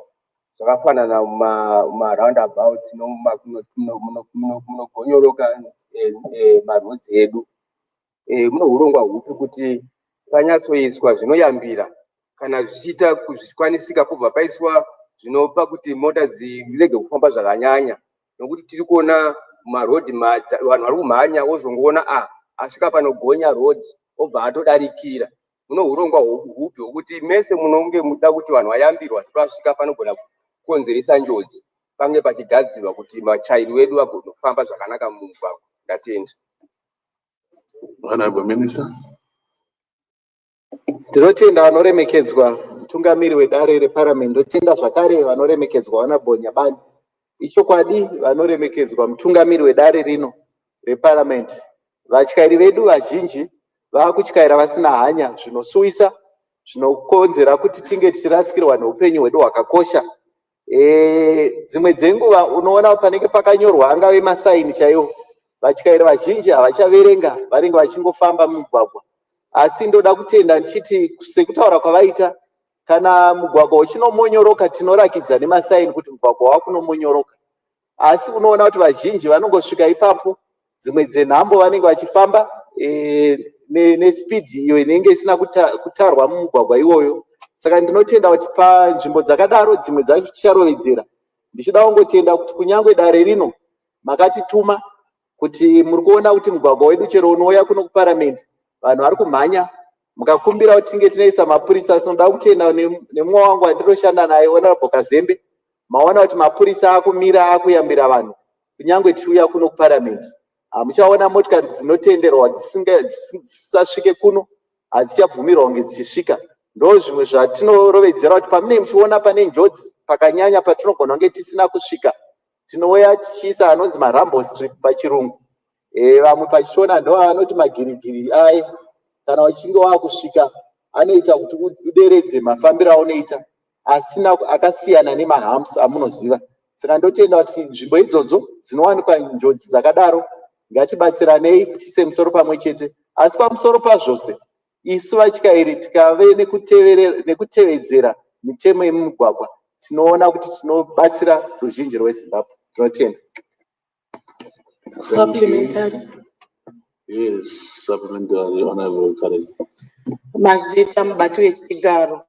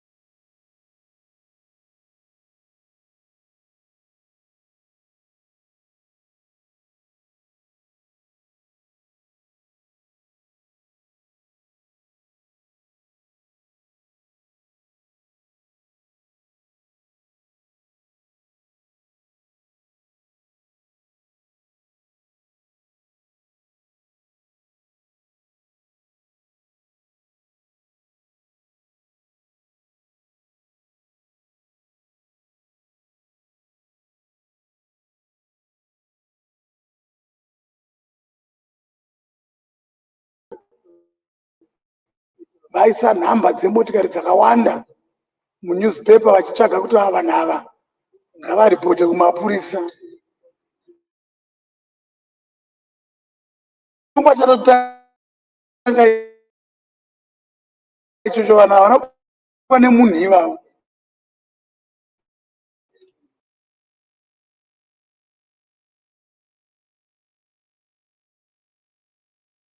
Vakabatwa nemakamera.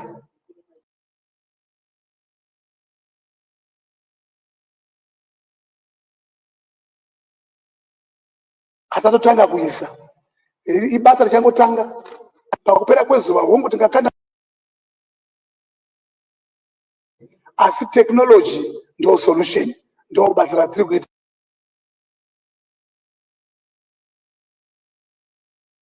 pamwe chete nevasaidzira mubvunzo kwandiri.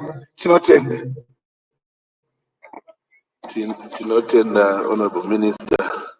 Masaidzira mubvunzo asi mazogona kupatsanura zvakanaka mukatsanangura. Tinotenda.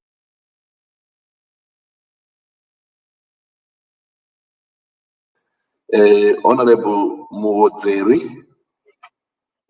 Ndanga ndichida kuziva kuti urongwa hupi une ministry yavo pamwe chete nehurumende kuti zvipatara zvedu zvikuru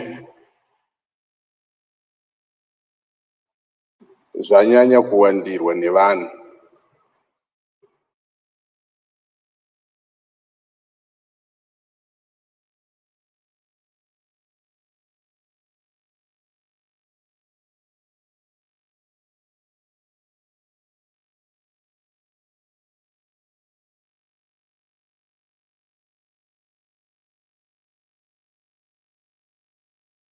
Tanga tida kuziva kuti vane umwe urongwa here kana kuti nemuchirungu yatinoti tichedza vanenge vakuvara kuhondo kwatinoti marehabilitation center. Marehabilitation center imbato yechigaro ukatarisa ane zvose zvinokodzera kuti zvipatara izvi zviitwe zvingashandiswa kuti vanhu panokuuya kwaHarare zvinogona kushandiswa sezvipatara. Saka ndaida kuzobvunza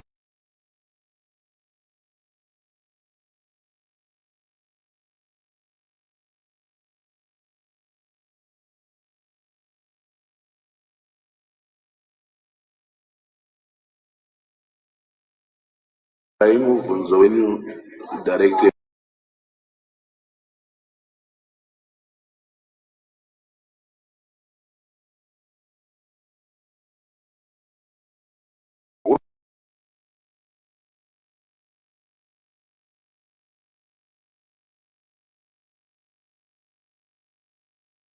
Notenda bato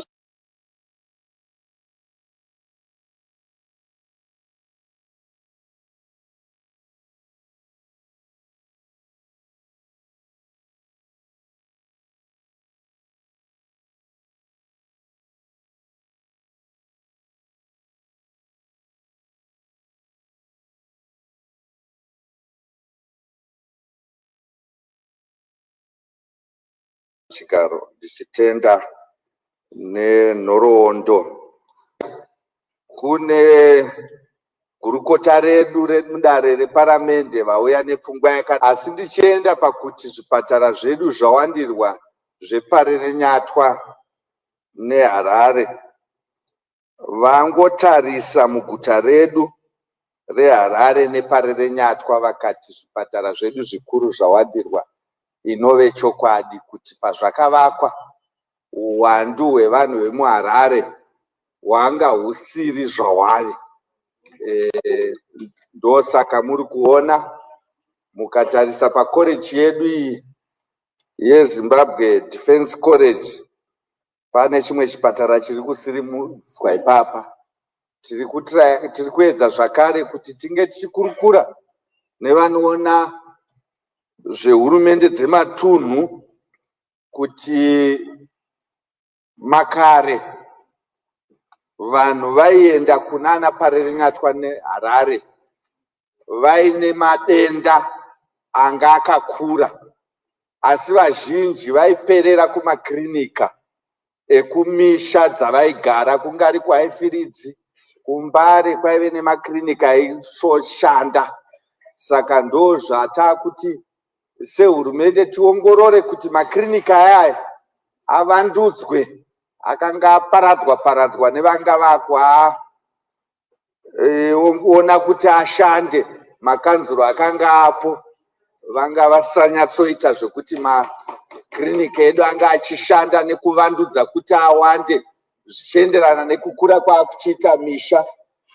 Yanga yango mhirizhonga yekutsvaga kuti zvikwama zvavo zvokura sei, zvakazoita kuti president vati ngatimboongorora nyanye zvemuHarare tichazoenda zvedu Bhuruwani, asi president vakazoisa vekuongorora kuti ko muHarare muri kumboshandwa sei, rombo rakanaka vapedza, vachazoendesa gwaro racho kuna president toongorora kubva kumakirinika, zvikoro zvese zvoongororwa kuti sei zvazvangomira kuti zvinge zvichigadzirwa kuti zvinge zvichibatsira vanhu vedu jekerere vari mumaguta edu makuru.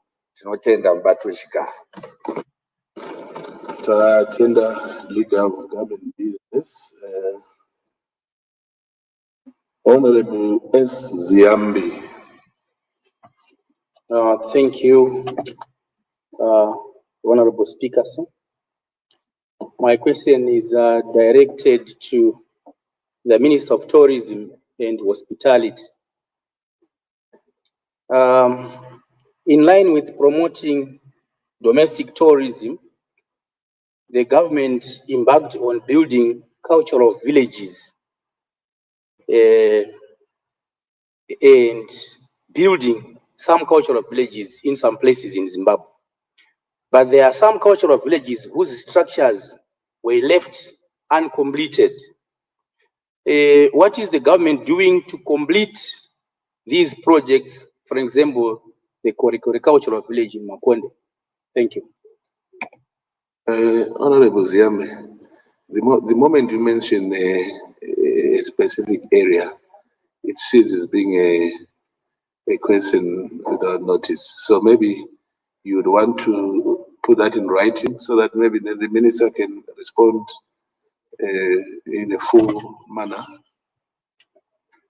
Mr. Speaker, I said cultural villages across the country. So this was just one example, but there are so many that I've mentioned. I will indulge you, but like I said, once you mention a specific area, it falls away. But anyway, there is no minister, so the leader of government business, acting leader of government business.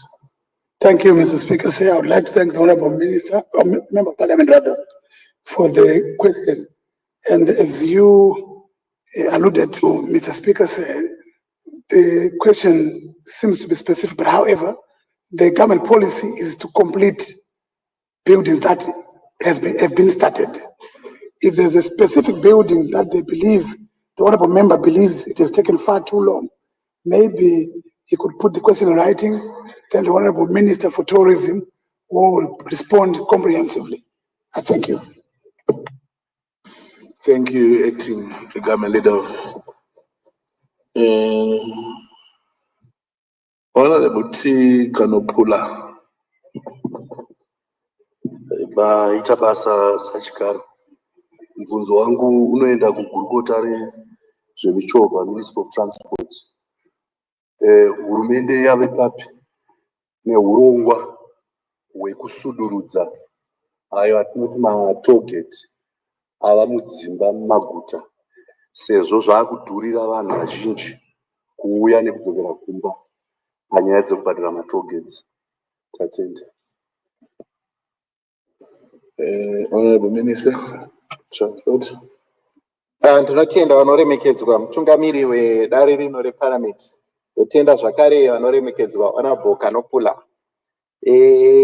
Ndinofara zvikuru kuti vasumudza mubvunzo wakakosha, asi ndorovedzerawo zvakare kuti patinoshanda sehurumende tiri kuona kuti nzvimbo zhinji vanhu vakuenda vachinovaka dzimba. Zvino tikaenda nekuvakwa kuri kuita dzimba tichapedzisira tisina matollgates, nekuti pese pane pangoita vanhu vakugara vakuda kuti tollgate riende. Saka ndodambudziko ratiri kuona inonzi urban planning, imwe yacho yaperi-urban, tichienda nekumamisha kwatinogara. Asi chandoda kutenda ndechekuti ndichibva ndavabatsira kuti vanozivisa nzvimbo yavanomiririra Honorable Kanopula, vazongosiyavo kuti muri kubvisa rini paSkyline tollgate, kunova ndo nzvimbo yavanenge vachibvunzwa nevagari vekuStone Ridge tichienda takadaro nekunana Hopley.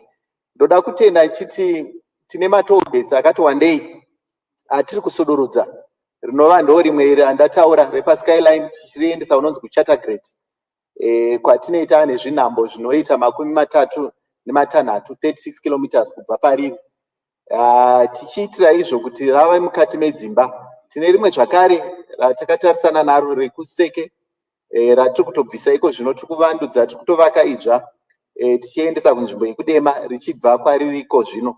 Tine ratinopfuura tichibva pano tichiuya kuno kuparliament zvakare ratiri kuchovhera mberi tichinoita maviri, rimwe rinoenda kumvurwe nerinoenda kubhindura.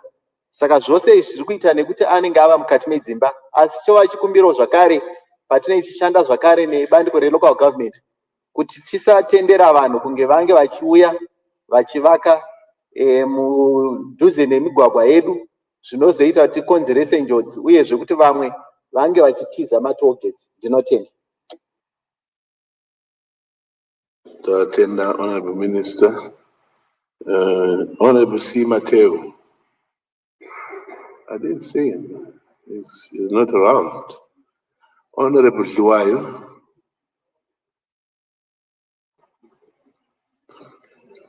Thank you, Honorable Speaker, sir.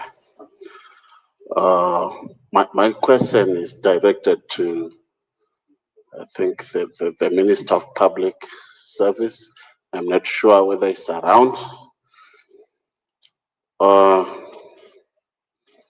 would want to applaud His Excellency for putting in place a legislative framework that ensures devolution of economic activities and opportunities countrywide.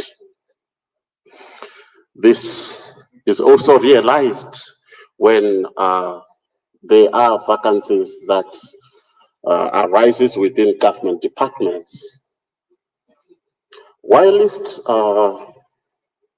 there is a fair share of these vacancies at provincial level, but when it comes to district level and maybe constituent levels, there seems to be a challenge.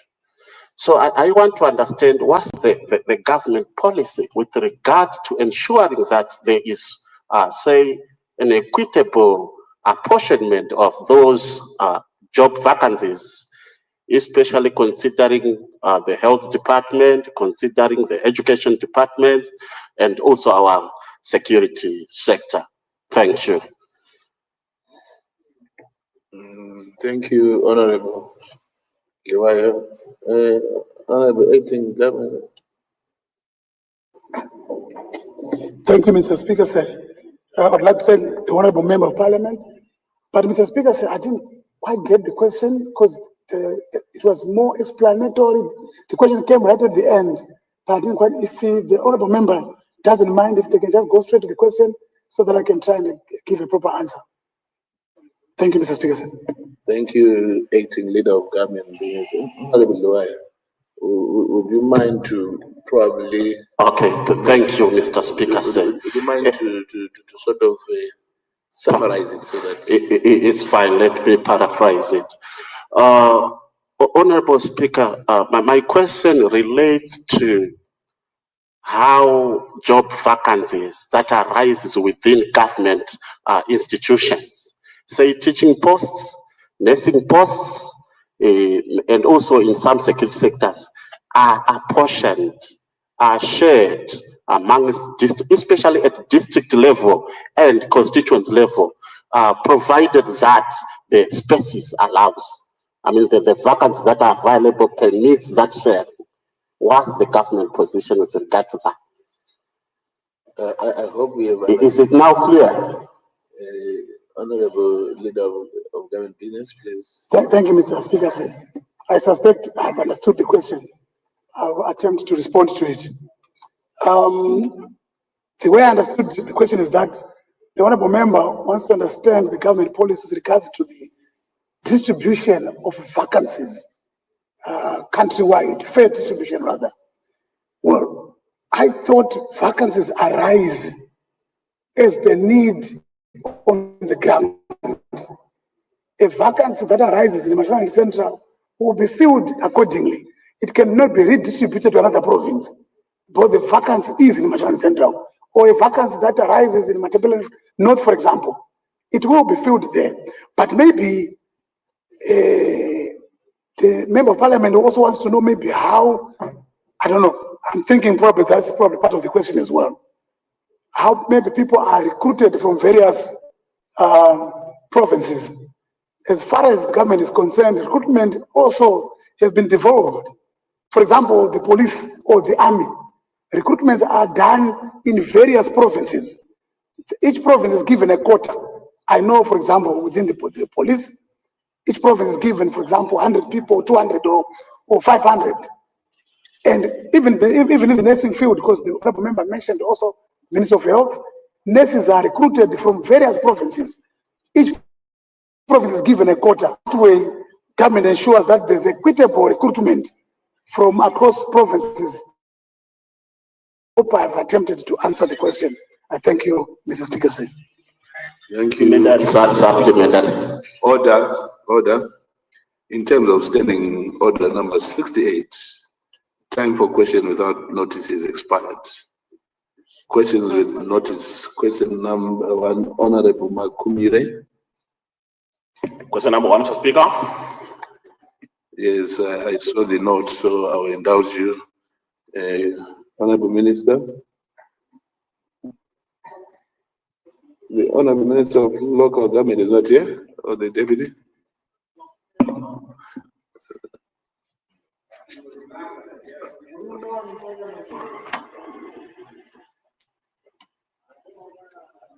We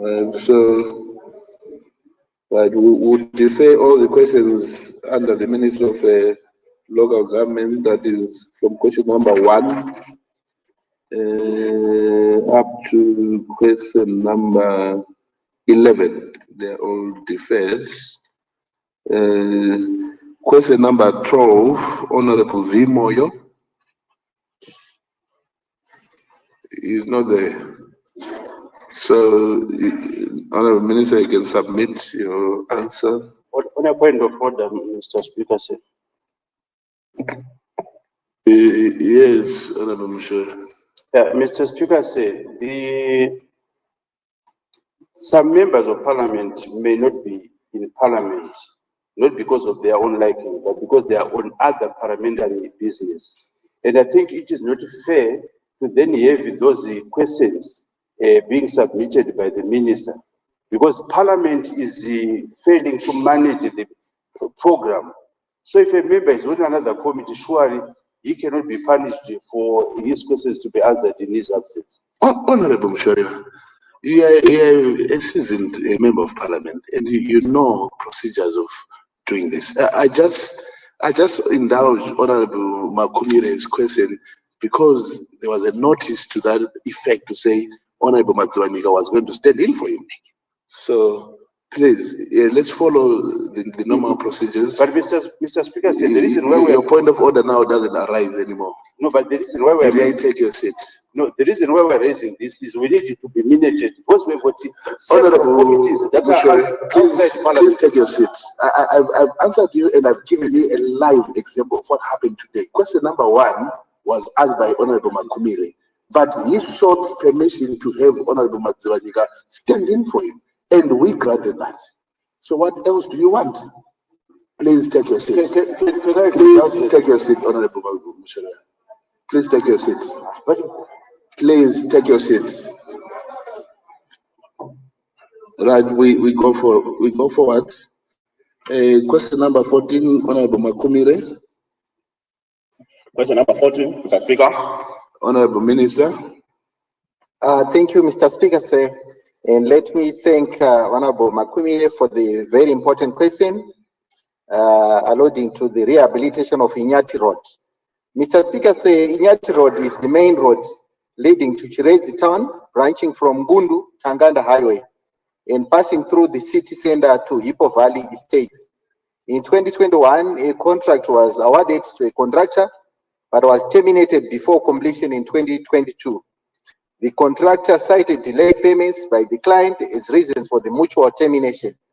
At the time of contract termination, 2.2 kilometers was primed and the remainder was left at base 1 level. Stones were put on the primed section to barricade it from motorists, but due to the period that is lapsed since 2022, impatient motorists have driven over the stones and damaged the primed section. A tender was flighted in 2024 to to engage another contractor. Unfortunately, when the evaluations were submitted to SPOC for review, the successful bidder's price was adjudged to be on the higher side. The works are earmarked for tender, with the advert expected to be flighted by May this month. The scope of works will also include a section of Chitsanga Road to complement the works being done by Department of Roads. Chirezi Town Council is also flighted a tender for 0.5 kilometers of the Nyati Road. The tender closed on 22 April 2025 and is being processed for an award to be issued soon. The works will see reconstruction on sections where the bases cannot be salvaged and reseal being done on the sections that do not require reconstruction. The drainage system will also be attended, given that the road drains into the Chirezi city's surface and underground drainage network. I thank you, Mr. Speaker.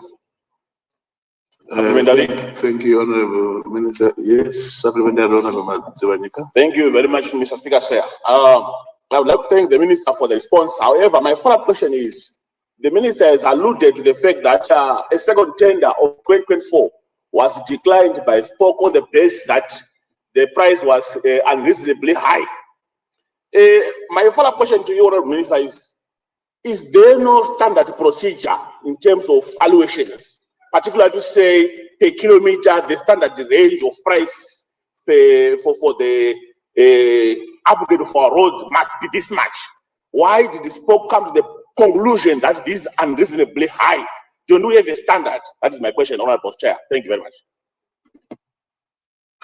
Thank you, Honorable Minister. Thank you, Mr. Speaker, and let me also thank my honorable brother for that very follow-up question, which is very important. Indeed, we've got engineers' estimates, which we work with, and normally, if one actually varies with that engineer's estimates, then definitely it will be declined by SPOC. So the idea of SPOC is an oversight committee, which then superintends over tenders.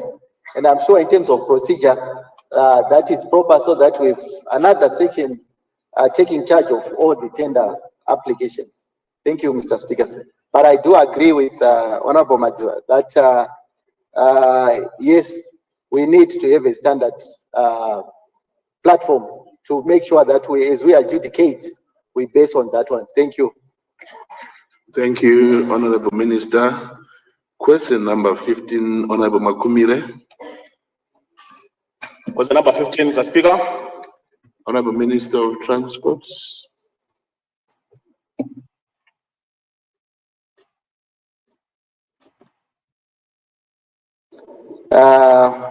Honorable Speaker, I'm just trying to align with your indulgence how we missed question number 16. Question number 15. It was relating to the bridge connecting Chirezi Central to Chirezi South. Honorable Speaker, it is important to point out that bridge projects are special by their nature in that they involve a number of processes at planning and design stages. In this particular case of the design of the bridge connecting Chirezi Central and Chirezi South, the site selection process had to be carried out a number of times as the soils in the area were not strong enough to support the loads that will be coming from the proposed bridge. Due to the fact that this process involves both topographical and geotechnical surveys to be carried before the actual design of river works, substructure and superstructures can be embarked on it. It has taken some time for this project to be implemented. However, a site 5 kilometers downstream from the causeway has been identified, but will require the power foundations, and the length of the bridge will be 500 meters. Detailed designs of the superstructures are at an advanced stage and will be complete by mid-June 2025.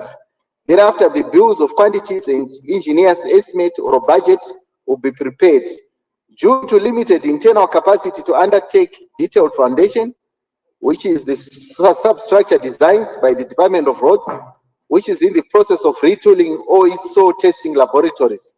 The tender for the construction of this bridge will be scoped to include substructure design and construction, working on similar costs for the 60-meter long Musitwe Bridge under construction at a cost of 8.6 million. The projected cost of the new Chilonga Bridge is US$72 million and will be included in the work program and budget for 2026. Thank you, Mr. Speaker. Supplementary. Thank you. Yes, supplementary, Honorable Mike. Thank you, Mr. Speaker. Thank you, Honorable Minister, for the response. However, looking at the strategic nature of this bridge, Honorable Minister, can you consider this bridge for a PPP arrangement, looking at the specific issue that you've raised, that the bridge could be about 500 meters and it requires 72 million to complete, which might be budgeted on the 2026 national budget, which might be too low, looking at the strategic nature of this bridge. Is it possible, Honorable Minister, to consider a PPP arrangement to ensure that the construction of this bridge is expedited? I thank you. Yes, Honorable Minister of Transport. Thank you, Honorable Speaker. And indeed, I want to concur with Honorable Maziwa Nika that it's very important in terms of his suggestion. But what we also need to take cognizance of the fact that when it comes to triple P, we are talking of a business sense at the end of the day for any investor. So any investor will go through that feasibility and be in a position to recoup that investment. So in this particular case, where you see now the government coming in, it means we might not be having appetite for investors in that particular, or they will be factoring in the time that they will take to have return on investment. But Honorable Speaker say, we have actually done, as we speak, in terms of the new site, where we're talking of the 5 kilometer from where it is now, which is something which is a major milestone as we speak, because this bridge has been on the cards for some time, and I'm happy that now we've got a solution. And like I indicated, the type of soils are problematic in the region, and finding that section was quite problematic as well. So I'm happy that now with this kind of plan in place, we are now in a position to start this new bridge. I do concur where a feasibility study is advocating for a triple P, you'll find the ministry taking that trajectory. Thank you, Mr. Speaker. Thank you, Honorable Minister. Question number 16, Honorable MC Sibanda. Question number 16, Honorable Speaker. Honorable Minister of Transport. Thank you, Mr. Speaker. Let me thank my brother, Honorable Sibanda, for that very important question, which was talking of Bila Bridge in Binga. Honorable Speaker, Bila Bridge is actually a 3 by 900 millimeter barrel culvert crossing, where in 2021 flash floods caused extensive damage to the structure that could not cope with the increased volume of water. The culvert approaches were also damaged due to the change in river course attributed to geomorphic changes. The proposed solution is to increase the number of culverts to 5 on either side and carry out river training works downstream to redirect the river. The approaches would have to be increased to 100 meters. The estimated cost of this intervention is in the region of US 300,000. CMED were approached in 2023 to do the works. However, this did not materialize due to limited resources and competing priorities. This project could not be accommodated in the 2025 budget. However, Department of Road is exploring other strategies of implementing this project and will be approaching RIDA and the local authorities for assistance under the annual Zinara budget under the Emergency Road Rehabilitation Program too. Thank you, Mr. Speaker. Thank you very much, Honorable Minister of Transport. Question number 17 and 18. We will suspend them now because you see, Honorable Mshorewa, you see what we're talking about. Honorable Madala Ndebele wrote to us to ask for a suspension of his question, and we are doing that. So parliamentary procedures are there to guide us so that we perform our duty as parliament in a very amicable way. So question numbers 17 and 18 are suspended. Mr. Speaker, you don't want me to respond? No, I didn't want you to respond. I just wanted you to know. Question number 19, Honorable Mananzwa. He is not in the house, so Honorable Minister can submit your response. So is question number 20 as well. Then you can submit your return response. Question number 21, Honorable Bajila. Didn't see him in the house. So you can also submit that question, Honorable Minister. Question number 22, Honorable Mureri. Is not in the house, so you can submit your response, Honorable Minister. Question number 23, Honorable Bonda. He is not in the house as well, so please submit your response. Question number 24, Honorable Matara. Also not in the house, so you can submit your response. Question number 25, Honorable Mambiripiri. Question number 25, Mr. Speaker. Honorable Minister.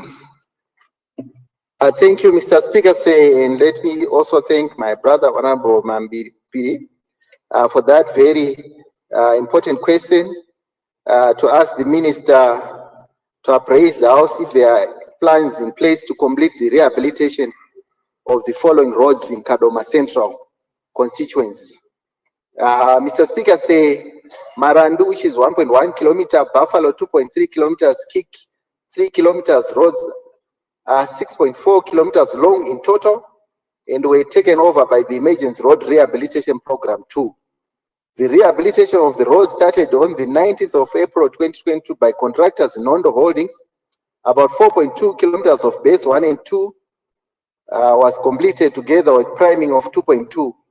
Outstanding works were construction of 2.2 kilometer base and base 1 and surfacing the whole 6.4 kilometers. The project sold due to late payments of outstanding interim payment certificates, where the contractor eventually moved off-site. With regards to Westview, also known as Nyambo Road, and Parliamentary Road, totaling 4.1 kilometers, were taken over by the Emergency Road Rehabilitation Program 2. The rehabilitation again started in April 2022, and 4.1 of subgrade and base 2 construction were completed together with construction of 10 culverts. Outstanding works were the construction of 4.1 kilometer of base 1 and surfacing of 4.1 kilometers. The project once again stalled due to late payments. Leopold Takawira is being maintained by Kadoma City Council. 2.6 kilometers of road should be re-gravelled, and to date only 0.6 kilometers has been done, leaving 2 kilometers where only spot dumping of gravel was done. The outstanding portion should be completed by the 25th of May, which is this weekend, 2025. The Leonard Manyenge Road is 0.8 kilometers in length, and the rehabilitation started in 2021 by Release Power and contractor contracted by Kadoma City Council. The contractor completed 0.8 subgrade and 0.4 kilometers base 1. The contractor moved off-site, citing delays of payments of work done. Thank you, Mr. Speaker. Thank you very much, Honorable Minister. You've got a supplementary. Supplementary, Honorable Speaker. Go ahead, Honorable. Thank you very much. So my real question to the Minister is, why do we start work on these roads when we are not certain about our budget? Because most of the reasons that we have given why these roads are not completed as yet is due to late payments. The contractors have been going off-site, due to late payments. Isn't it proper that you first have to sit down, secure the budgets, then start the work, other than just going onto the ground, start the work, render the roads unusable, then abandon the projects altogether? Yes, Honorable Minister. Thank you, Mr. Speaker, and indeed, it's a very important follow-up question. But the honorable member, if you were hearing when I was saying the emergency road rehabilitation program 2 was trying to then mitigate the issues to do with failure to pay the IPCs. And indeed, this is what we will be working to these roads which fall under the purview of local authorities. Therefore, the ministry would come just to try and support and make sure that we complete those outstanding works. And I do agree that for planning purposes, any project, you need to start a project that you know you have got adequate resources to complete. And I want to support and also to be in sync with Honorable that yes, when we start a project, we must finish. And it also comes back again to this August House, that as much as we also do our budgetary processes, we also need to factor in such stalled projects so that we complete such projects with speed. Thank you, Mr. Speaker. Thank you, Honorable Minister. Question number 26, Honorable Murambiwa. Not in the House, so you can submit your written response. Question number 27, Honorable Bajila is not in the House. So you get your response, Minister of Information. Question number 28, Honorable Nyandoro. Question number 28, Mr. Speaker. Thank you. Minister of, I saw the Minister of Information. Oh, he's not on. So, okay, we'll defer that question, Honorable Nyandoro. Is the Minister of Health here, or the Deputy? I'm not seeing anyone there. Okay, so we'll defer question number 29 as well, and number 30, 31, up to 32. They are deferred. Environment and Tourism, is the Minister there or the Deputy? They are not there too. So question number 33 is deferred as well. And up to question number 37, they are all deferred. Is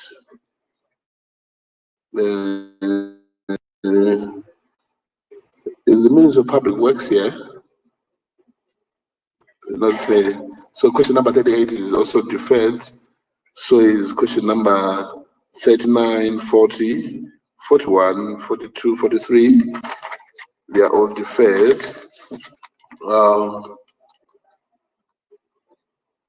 And question up to number 45.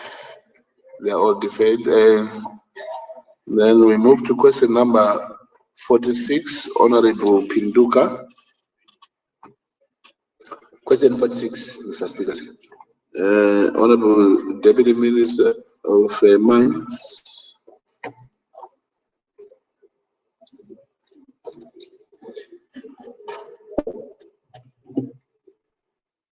Thank you. Honorable Pinduka, Pamsoremba Toshigaru. The question is to ask the Minister of Mines and Mining Development to inform the House what the Ministry is doing to ensure that mining companies which extract mineral resources plow back to the respective local communities. For example, the case with the Eureka gold mine in Gurwe. Once again, thank you. The Ministry of Mines and Mining Development in Zimbabwe is actively enhancing mechanisms to ensure mining companies contribute meaningfully to local communities where they operate, as exemplified actually by Eureka gold mine in Gurue. The current legislation, Mr. Speaker, actually makes community corporate social responsibility voluntary.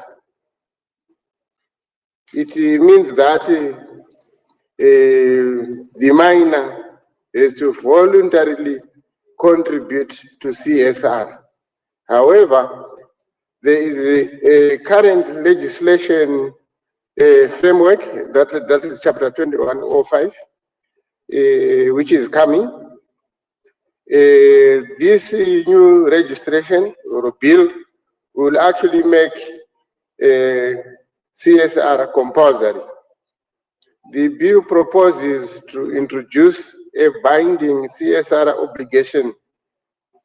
For example, key provisions will include that conditional mining titles, companies will be required to submit and implement approved CSR plans as a condition for obtaining or renewing mining licenses. And number two, there is what we call the CDA, that's the Community Development Agreement. Mining firms will have to negotiate and formalize agreements with local authorities to fund projects aligned with their needs. For example, the community might want clinics, schools, employment opportunities.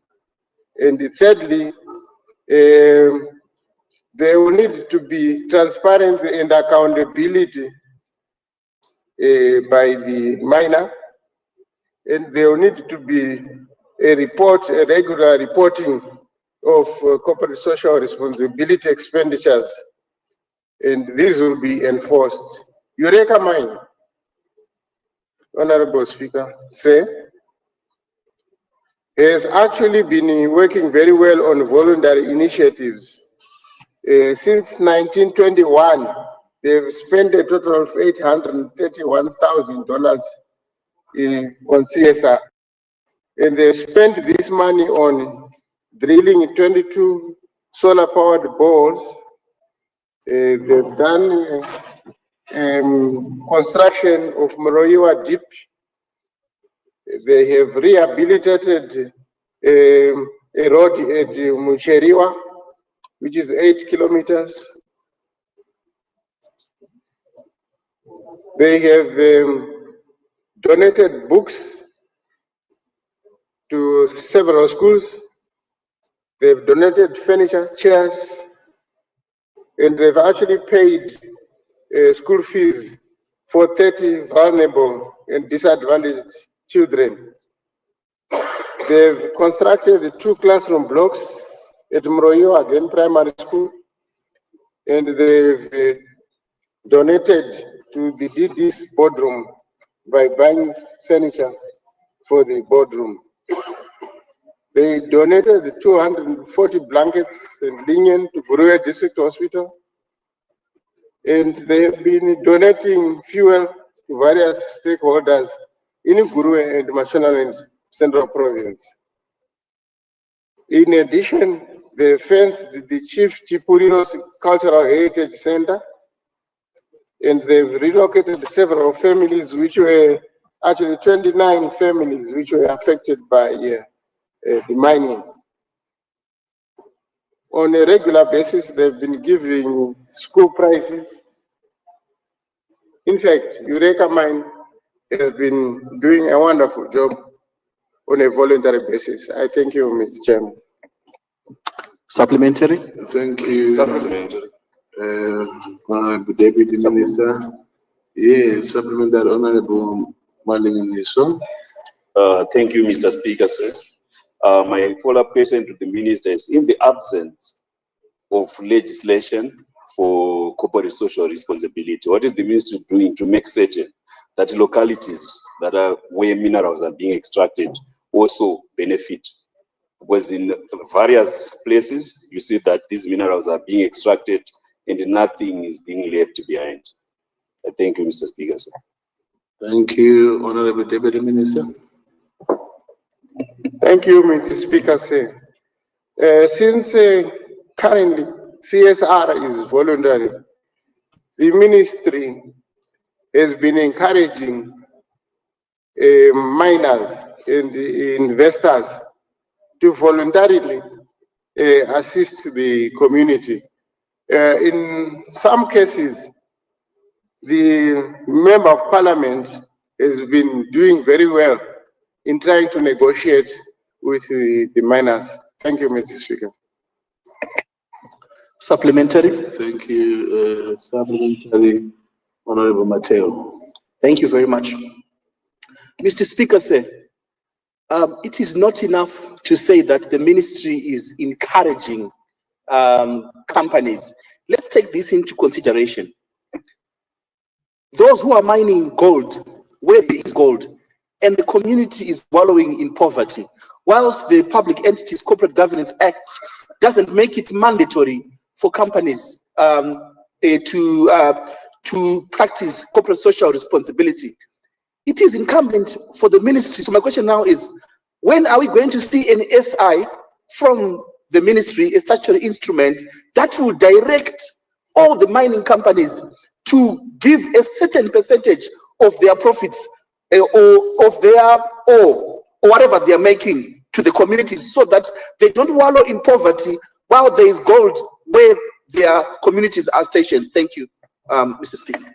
Honorable Mateo, I thought there was a motion already in the House to that effect of the community share ownership scheme that is supposed to be addressing that. And let's indulge the Honorable Deputy Minister.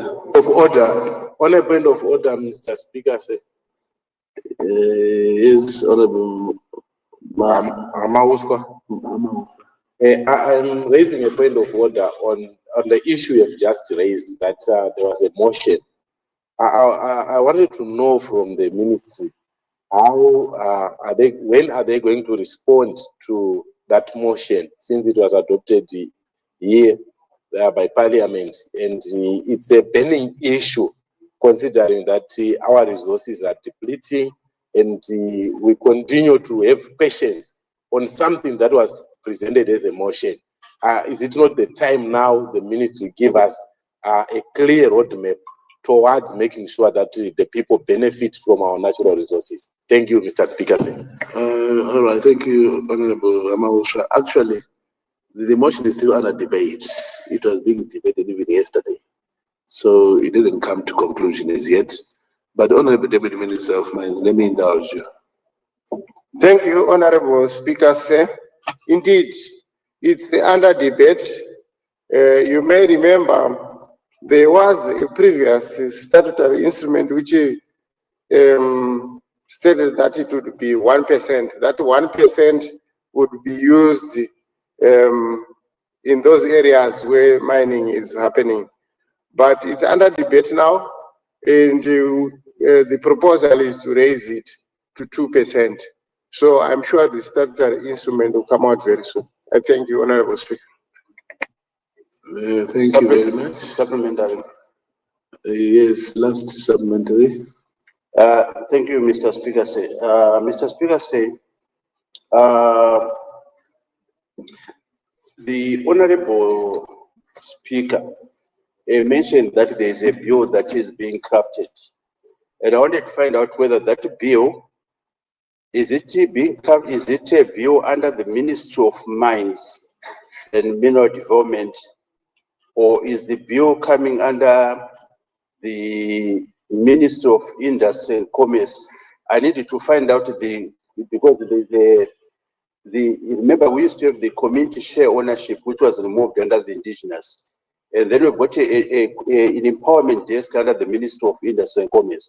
So I needed to find out this bill that you are talking about, how is it being crafted, in which department? And second, tied to that is that during the budget, it was agreed that it was going to be 2%. And I want to find out why have we not yet that implemented when this August House had actually passed that during the budget debate. Yes, Honorable Minister. Thank you, Honorable Speaker. The bill we are talking about is chapter 2105. So it's actually the mining and the minerals development bill. It's, as my colleagues previously stated, we are hoping that it will be gazetted soon. It had actually been sent for gazetting, but there were a few typos, and AG is correcting those typos, and the bill will be gazetted. Regarding the industry and commerce bill that they are talking about, I am afraid that I'm not aware of what is happening here. The CSR, yes, indeed, it might come under commerce and industry, but in our bill, we also talk about it. Thank you. Thank you very much, Honorable Deputy Minister. Is Honorable Gumede in the house? So we'll defer, you can submit actually that question number 47. Is the Minister of Tourism in the house or the Deputy? They are not. So we'll defer question number 48. Question number 49, Honorable Bajila is not in the house. You can, the Minister of Energy, you can submit that your written response. Question number 50, Honorable Mureri is not in the house, so you can submit your written response as well. Question number 51, Honorable Pinduka. Question number 51, Mr. Speaker, sir. Honorable Deputy Minister of Energy.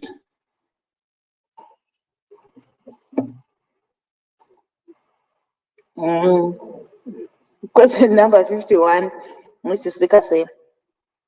To ask the Minister of Energy and Power Development to inform the House when Nyagumbo, Kadzi, Mwenje, Viragezi, and Mashonga Hande primary schools in the Guruwe Road District Council will be connected to the national grid. I want to thank the honorable member for the question. Allow me, Mr. Speaker, sir, to respond as follows. Nyagumbo Primary School. The school was electrified on 16 August 2016. However, it could be an issue of internal wiring and service connection that has not been done. The Rural Electrification Fund will investigate and assist with internal wiring and service connection by end of June this year, if that is the case. The honorable member can go and confirm what the issue is with the Nyagumbo, since it has already been electrified, to see what are the challenges that are occurring there. Kadzimenge Primary School. The school was electrified on 8 April 2014 and was connected. The line later developed a fault, which ZETDC has promised to attend to at the earliest possible date. Kadzimenge Secondary School. The school could have been recently built since it was not in existence when the primary school was electrified. It will, however, be electrified in 2026 once the backbone line fault is rectified. Viragezi Secondary School. The school was electrified on 31 March 2023. REF will do internal wiring and connect the school by end of June this year. The primary school of Viragezi, the school was electrified on 31 August 2015. However, the transformer was subsequently vandalized and ZETDC is working towards replacing it. Please note that previously, REF would bring power infrastructure to the doorstep of every institution, and the institution will be responsible for its internal wiring. It was observed that some institutions were failing to do the internal wiring for a long time, leading to the change in policy. REF is now doing the internal wiring for the admin block and computer lab, so that the institutions immediately begin to make use of electricity. However, any subsequent wiring, the school would have to do it for themselves. Thank you, Mr. Speaker. Thank you very much, Honorable Deputy Minister. Question number 52, Honorable Bonda is not there, so you can submit your written response. Question number 53, Honorable Sakandira. They are not in the house, so you can submit your written response on question number 53. Question number 54, Honorable Bajila is not in the house, so the Deputy Minister of Sports, you can submit your written response as well. Question number 55 and 56, the Minister of Lands and Agriculture is not in the house, so we'll defer those questions. Then question number 57, Honorable Mambiripiri. Question number 57, Honorable Speaker. Thank you. The Deputy Minister of Industry and Commerce.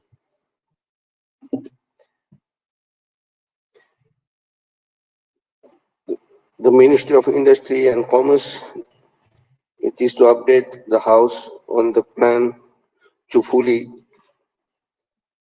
compensate the pensioners and retrenched employees from David Whitehead, and to advise the House on the status of the 156 workers who were requested to wait for the arrival of the new investor some 15 years ago.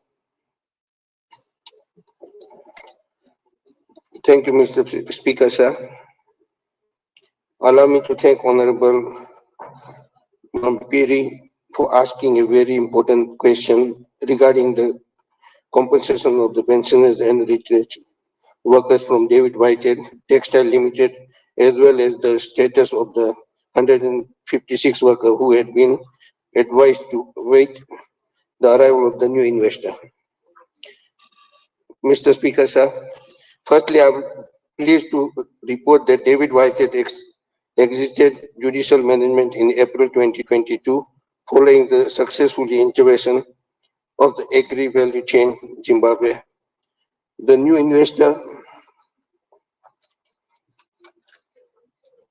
who come on board, this marked a significant milestone as it involved a comprehensive process of rehabilitation and restructuring overseen by the court and judicial managers.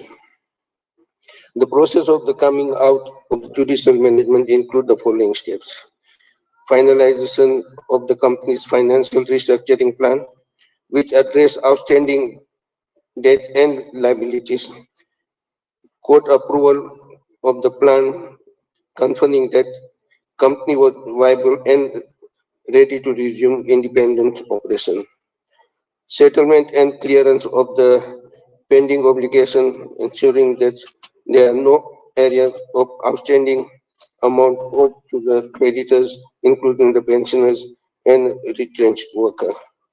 Mr. Speaker, sir,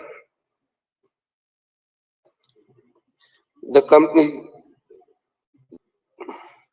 ensured that the all dues were fully paid, and I am happy to confirm that there are no pending areas related to pensioners of retrenched workers from the David Whitehead at this point.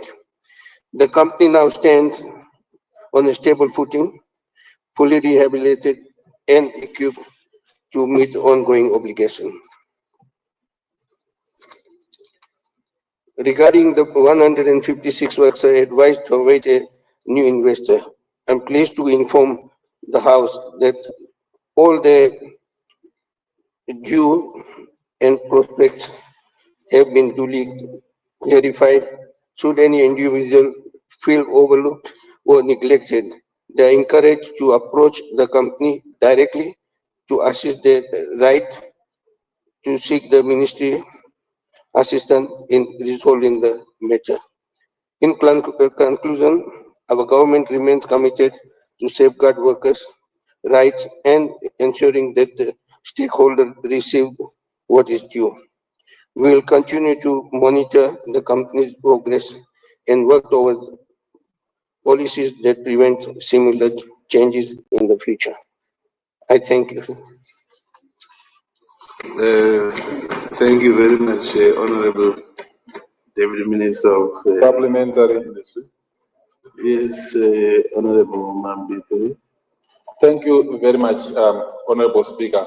What we have, which we seek the Honorable Minister to address, is the desperate situation where at Deft Whitehead in Kadoma, more than 15 years ago, some workers were retrenched and some were due for their pensions. And with the assurances and assistance from government, those retrenched workers have been waiting. 15 years is a very long time. Some of them now are sick, some are dying without having received any of their compensation. But also of particular interest are these 156 who were not retrenched. They are not pensioners, but were told to wait for a new investor. That new investor came, as the minister said, in 2022 and is operating fully in Kadoma as I speak, but has not taken on board those people, has not paid them their terminal benefits, and they are still waiting and looking up to government because government was the underwriter when the negotiations were taking place.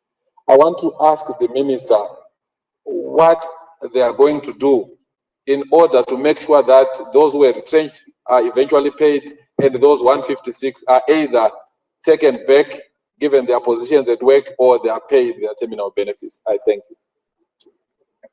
Thank you, Honorable. Yes, Honorable Deputy Minister.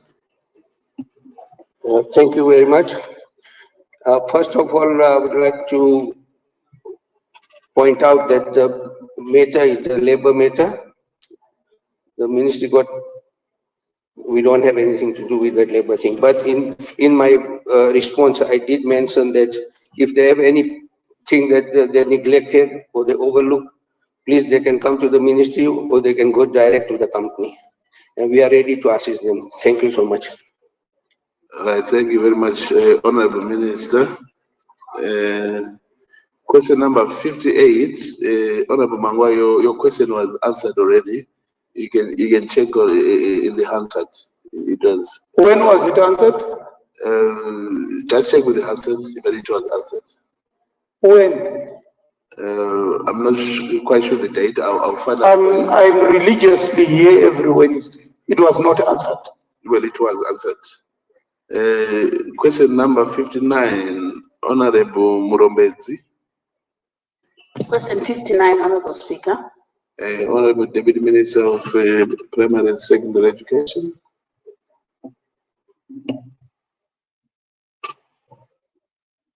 Thank you, Mr. Speaker. Question 48. To ask the Ministry of Primary and Secondary Education to update the House on the 2024 statistics of girls who drop out of school due to pregnancy, aggregated according to age, districts, and provinces. Thank you, Honorable Murombezi, for making this request. The following information relates to the statistics of girls who drop out of primary and secondary school due to pregnancy. The age groups at primary level, grade 1s, grade 2s, grade... Point of order, Honorable Speaker. Yes, Honorable Robert, what is your point of order? Thank you so much. I would like to request the Honorable Minister probably to just give us the province statistics in this House. Then the other details they can submit to the Hansard office. probably the statistics for primary at province level, then the statistics for secondary dropouts at province level, then the rest of the details we'll get it from the answered office. Thank you. Okay, Honorable Deputy Minister, are you comfortable with that? Yes. All right, please go ahead. Thank you. So I'll start with Bulawayo province. Secondary school, we do have 45, and primary school, we do have 2. Harare province, secondary school, we have 157, and primary, we have 3. Manicaland, we have 454 secondary school, and 11 and 15 primary school. Mashonaland Central secondary school, 454, and the primary level we have 16. Marsh East secondary school, we have 499. Primary school, we have 10. Marsh West, we have 459. In the primary school, we have 18. Mashingo, we have 390 secondary school. On a point of order, Mr. Speaker. Yes, Honorable Malinganiso. This person was responded to. Same statistics as well. No, I've not gotten that kind of information. So let me allow the Honorable Minister to continue. Honorable Minister, you can continue. Thank you. Mat North, we have 297 secondary school, and the primary school we have 6. Mat South, we have 245 secondary school, and primary school we have 2. And Midlands, we have 302. So that gives us the total for the girls in all the 10 provinces. So total number of girls who drop out in primary schools due to pregnancy, they are 109. And total number of girls who drop out in secondary schools due to pregnancy, they are 3,324. Thank you. Supplementary. Thank you, Honorable Deputy Minister. Yes, Honorable Murobezi. Thank you very much, Honorable Speaker. Honorable Speaker, it cannot be business as usual in this house when we have these high figures of girls who are dropping out of school.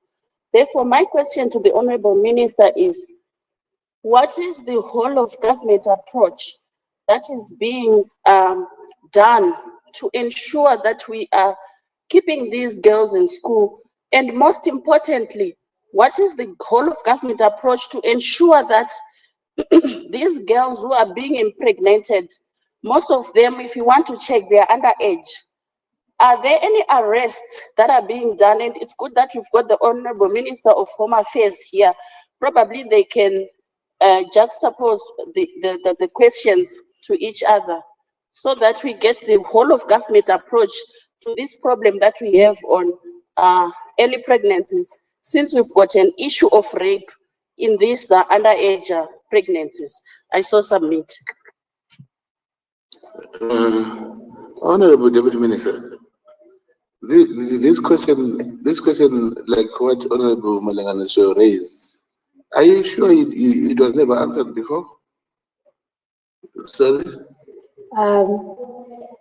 Yes, Mr. Speaker, it's a similar question, but different. The statistics last time were the whole dropouts with all causes, but these ones, they are specifically for pregnant girls.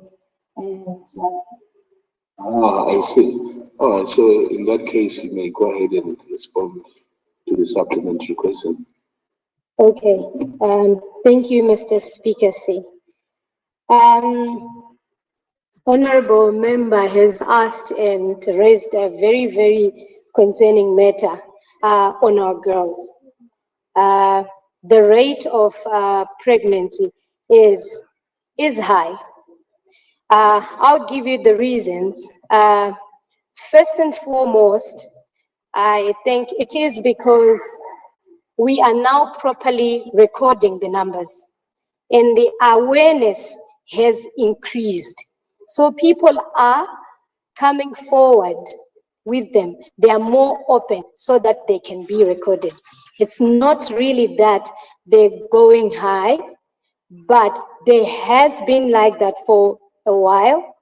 Not particularly that they're going up every day. It is just because we have improved taking down the details. That's the first of them. However, I'm not denying that the numbers are high of our girls, young girls going into marriages and getting pregnant. However, the ministry, we have done so many initiatives. I would, if I may, with your permission, Mr. Speaker, give you an experience of what happened when we do our joint monitoring across the globe, across our nation in all 10 provinces. And in this particular case, I was the one with the team, with partners. This is the UNDP, the Child Protection Unity, and the President's Office, the Teachers Union, and staff from head office. We visited a school in Manicaland. And upon asking, because while we are doing monitoring and evaluation, we asked the school headmaster to give us statistics if there were any dropouts at the school. And he mentioned that, yes, there are 2 girls, 13-year-olds, who dropped out because they were pregnant. We probed, because in our ministry, it is policy that we are taking back those girls into the school arena. Even if they're pregnant, they have to carry on with their education. And the law will take its course on the side. But our children, they have to get back to school. So the headmaster said, oh, yes, I did. The GNC department and we went to the family and asked them to bring back the girl, and they said no. So we thought there was not much effort in there. So the next morning, we went to the family to confront them. I was part of the entourage that went there. We went to negotiate that our 13-year-old come back to school. And the question that they asked me is, we said we do not want her to go back to school. If you keep on insisting, are you the one who's going to marry her? We want our daughter to go and get married. If you keep on insisting that she comes back into the school system, are you going to marry her? So number one, what I am trying to bring about is we need community. We need the support of us, everybody, the MPs who are in here, so that for us to reduce this number of marriages and pregnancies, we have to work together as a community. We have to advocate for our girls, all of us in here. That is number one. And the ministry's efforts that we are doing is our teachers have gone for training, around 40,000 teachers, including specialist teachers, to address the issue of early marriage and teen pregnancies in schools. We also have engaged in integrated community service phase through the outreach program that we've done. We are also training of child protection committees in our schools. This is when you see the awareness has been raised, even the reporting has been raised. They are now reporting. Also assisting with the stigma to cope at school and community level. We are also doing group sessions with the pupils in our schools on how to support girls who have dropped out of school. We've developed life skills handbook, Fit for Life, that empowers people with life skills to prevent issues of teen pregnancies and early marriages. We also have radio sessions on 11 radio stations to discuss issues to do with the teen pregnancies and early marriages. We also have our Secretary's Circular number 18 of 28 that encourages continuation with education, like I said. We have peer educators to address issues in our schools. We have also established a toll-free 317 for reporting of any cases of stigma to teen mothers. We've also creating a chatbot which will help children to discuss issues of violence, teenage pregnancies, and early marriages, and other issues affecting them. We have also distributed Bluetooth speakers in schools to play recorded radio lessons on guidance and counseling. So the ministry really is trying to mitigate this and reduce this number. She also, the honorable member, has also gone to ask if these perpetrators are getting arrested. We work as a whole of government. We do have our VHUs, the friendly unit that we do work with, and also police, we notify them whenever we have a teen pregnancy, and then they will take it up from there. But this matter is really not up to the ministries only, but it is up to all of us to work efficiently and cooperating. Thank you. Thank you, Honorable Minister, for such a comprehensive response. Order, in terms of standing orders number 68, time for questions with notice is expired. Can I recognize point of order? I think I'll take 10 minutes. Is there any seconder? Is there any objection? I second. An objection? No objection. Okay, so we'll continue.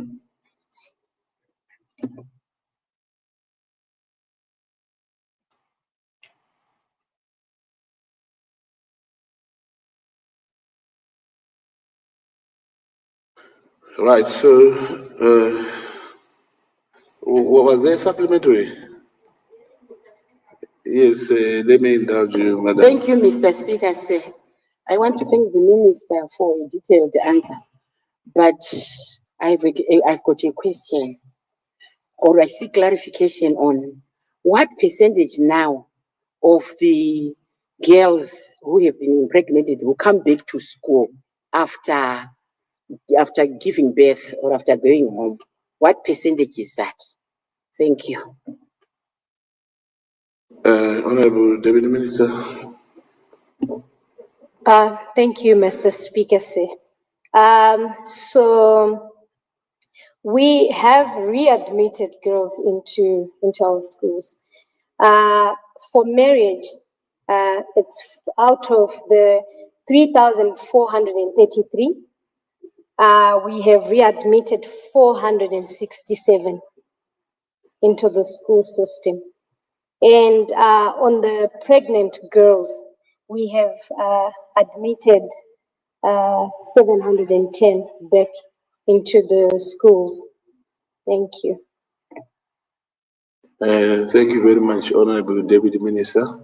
I must say that I must commend you for the passion that you've shown on this subject.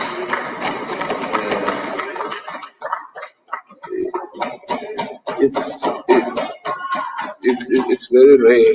It's very rare to get the pom-poms coming from the left side. So, order. Right, we move on. Question number 60, 61, 62. No, these are under the Ministry of Home Affairs. Number 63 and 64 and 65. Honorable Sagandela is not in either. So also question number 65. Honorable Minister of Home Affairs, you can submit your written responses. And question number 66 and 66 and 67.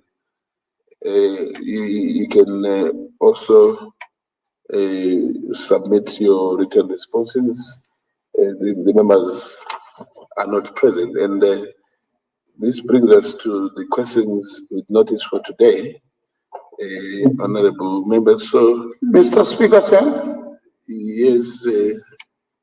On a point of privilege, I rise again. I've been scrolling. On the 8th of May, I had two questions, one to the Minister of Higher and Tertiary Education and another to the Minister of National Housing. One was answered, and the second one, which you claim to have been answered, was taken down together with the one that was answered without it being answered. I went to journals on the 14th. I wrote them an email on the 14th to restate that question because it was not answered. I went physically on the 15th. Honorable Mawa, please approach the chair.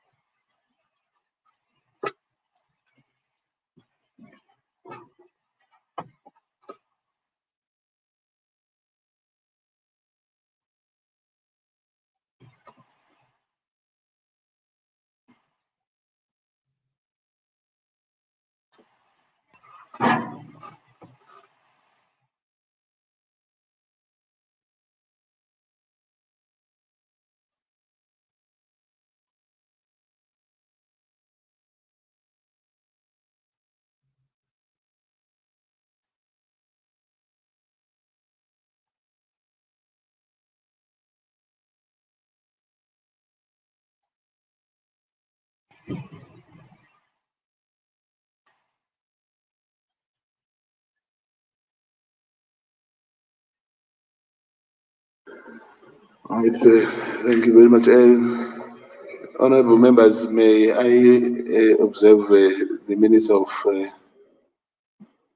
hold on.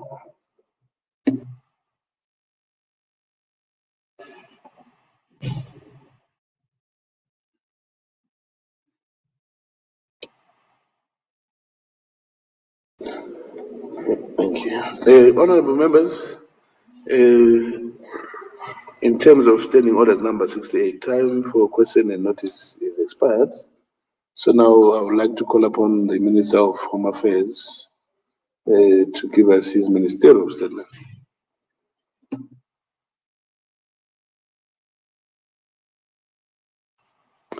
Thank you, Mr. Speaker, sir. for allowing me to respond to a petition from Comrade Sem Barenyatwa on exhumation and decent burials of heroes and heroines who perished during the liberation struggle. Mr. Speaker, say an issue pertaining to the state of external shrines, mostly in Zambia, Angola, and Mozambique, was raised. The Minister of Home Affairs and Cultural Heritage admits that external shrines are indeed not in good state. National Museum and Monuments of Zimbabwe was implementing the Liberation Heritage Management Program.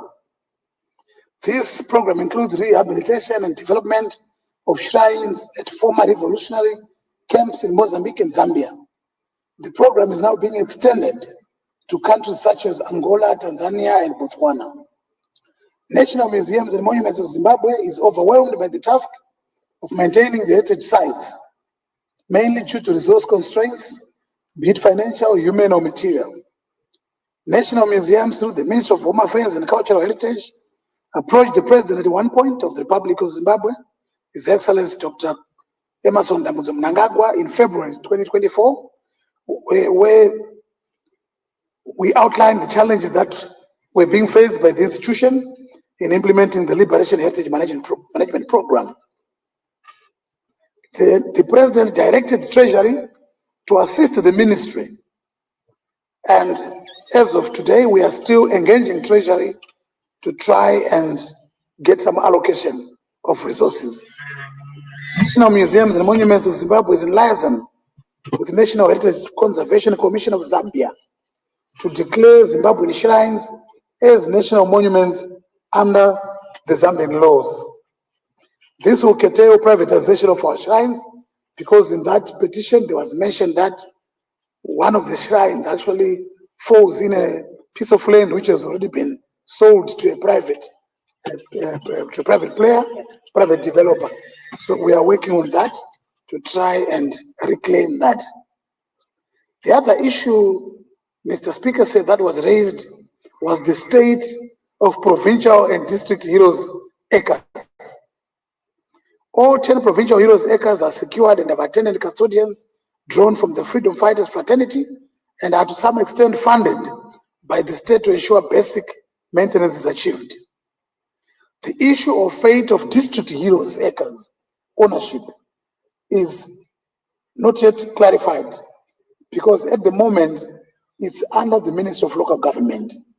All district heroes acres are under the Ministry of Local Government through the district, the TDCs. But discussions are that maybe they should be moved to the Ministry of Home Affairs so that they are maintained under the same programs that are with which we are maintaining the other heroes acres. The shrines are, like I said, are still in transition from local government stewardship to National Museums and Monuments of Zimbabwe. Presently, no official handover has been conducted. However, National Museums and Monuments of Zimbabwe has proactively applied to Treasury for an additional 63 custodians to take care of the 63 districts, to be employed at district level to look after district heroes acres, among other duties. The request is yet to be honored. The need for fencing and upgrading of the graves is noted as the best way of securing the sites. However, there's need for budgetary support for the undertaking. NMMZ is also in the process of mobilizing resources to complement government efforts. Treasury gave concurrence to the filling in of 20 critical posts, including the marketing manager's post. If I can probably explain a bit on that, we noticed that if we cannot over-rely on Treasury, because there are a lot of competing demands and the cake is not that big. So we thought maybe if National Museums and Monuments can be allowed to have a department which is responsible for marketing, because we do have a lot of assets throughout the country in the form of national monuments. If they can be allowed to market some of those and look for partners that we can work with to try and improve these monuments and these sites. And that was granted. So we are just awaiting the official communication so that we can now have that department. The next issue that was raised was that of exhumations of the remains of veterans lying in different parts across Zimbabwe for decent burials. Some large-scale exhumations have already been undertaken, Mr. Speaker said, at Chibondo, Mandarwen, Matumba 6 in Mtasa, and Chiwere in Odzi, Mtare, among others. Other identified sites earmarked for exhumation have not been funded to facilitate the requisite exhumations. And also the draft exhumation policy has been completed, and that will pave way for systematic identification, documentation, and exhumations, burials, and resource mobilization for the program. The minister acknowledges the involvement, the critical and crucial involvement of all veterans for identification and documentation of all mass graves of the second Chimurenga. NMMZ prioritizes exhumations and decent reburial of all mass graves resulting from second Chimurenga conflict. However, the institution is not adequately capacitated and financed for this mammoth task. And then the last one, Mr. Speaker, was an issue to do with the remains of the fallen heroes and heroines of the first Chimurenga in United Kingdom museums. NMMZ and NAZ conducted fact-finding and benchmarking exercises in the UK and managed to identify skulls from Zimbabwe, and the remains are in the British Natural History Museum. The UK has since given green light for the repatriation, and the government of Zimbabwe is at an advanced stage with the repatriation preparations. Consultations are still ongoing on the actual dates and modus operandi for the repatriation. The Ministry of Home Affairs and Cultural Heritage agrees with the committee's observations and recommendations and reinforces the need for a dedicated budget for liberation heritage management. I so submit, Mr. Speaker. Thank you very much, Honorable Minister of Home Affairs. May I recognize the Government Deputy Chief Whip? Good evening, Mr. Speaker. Good evening. I move that the House be now adjourned.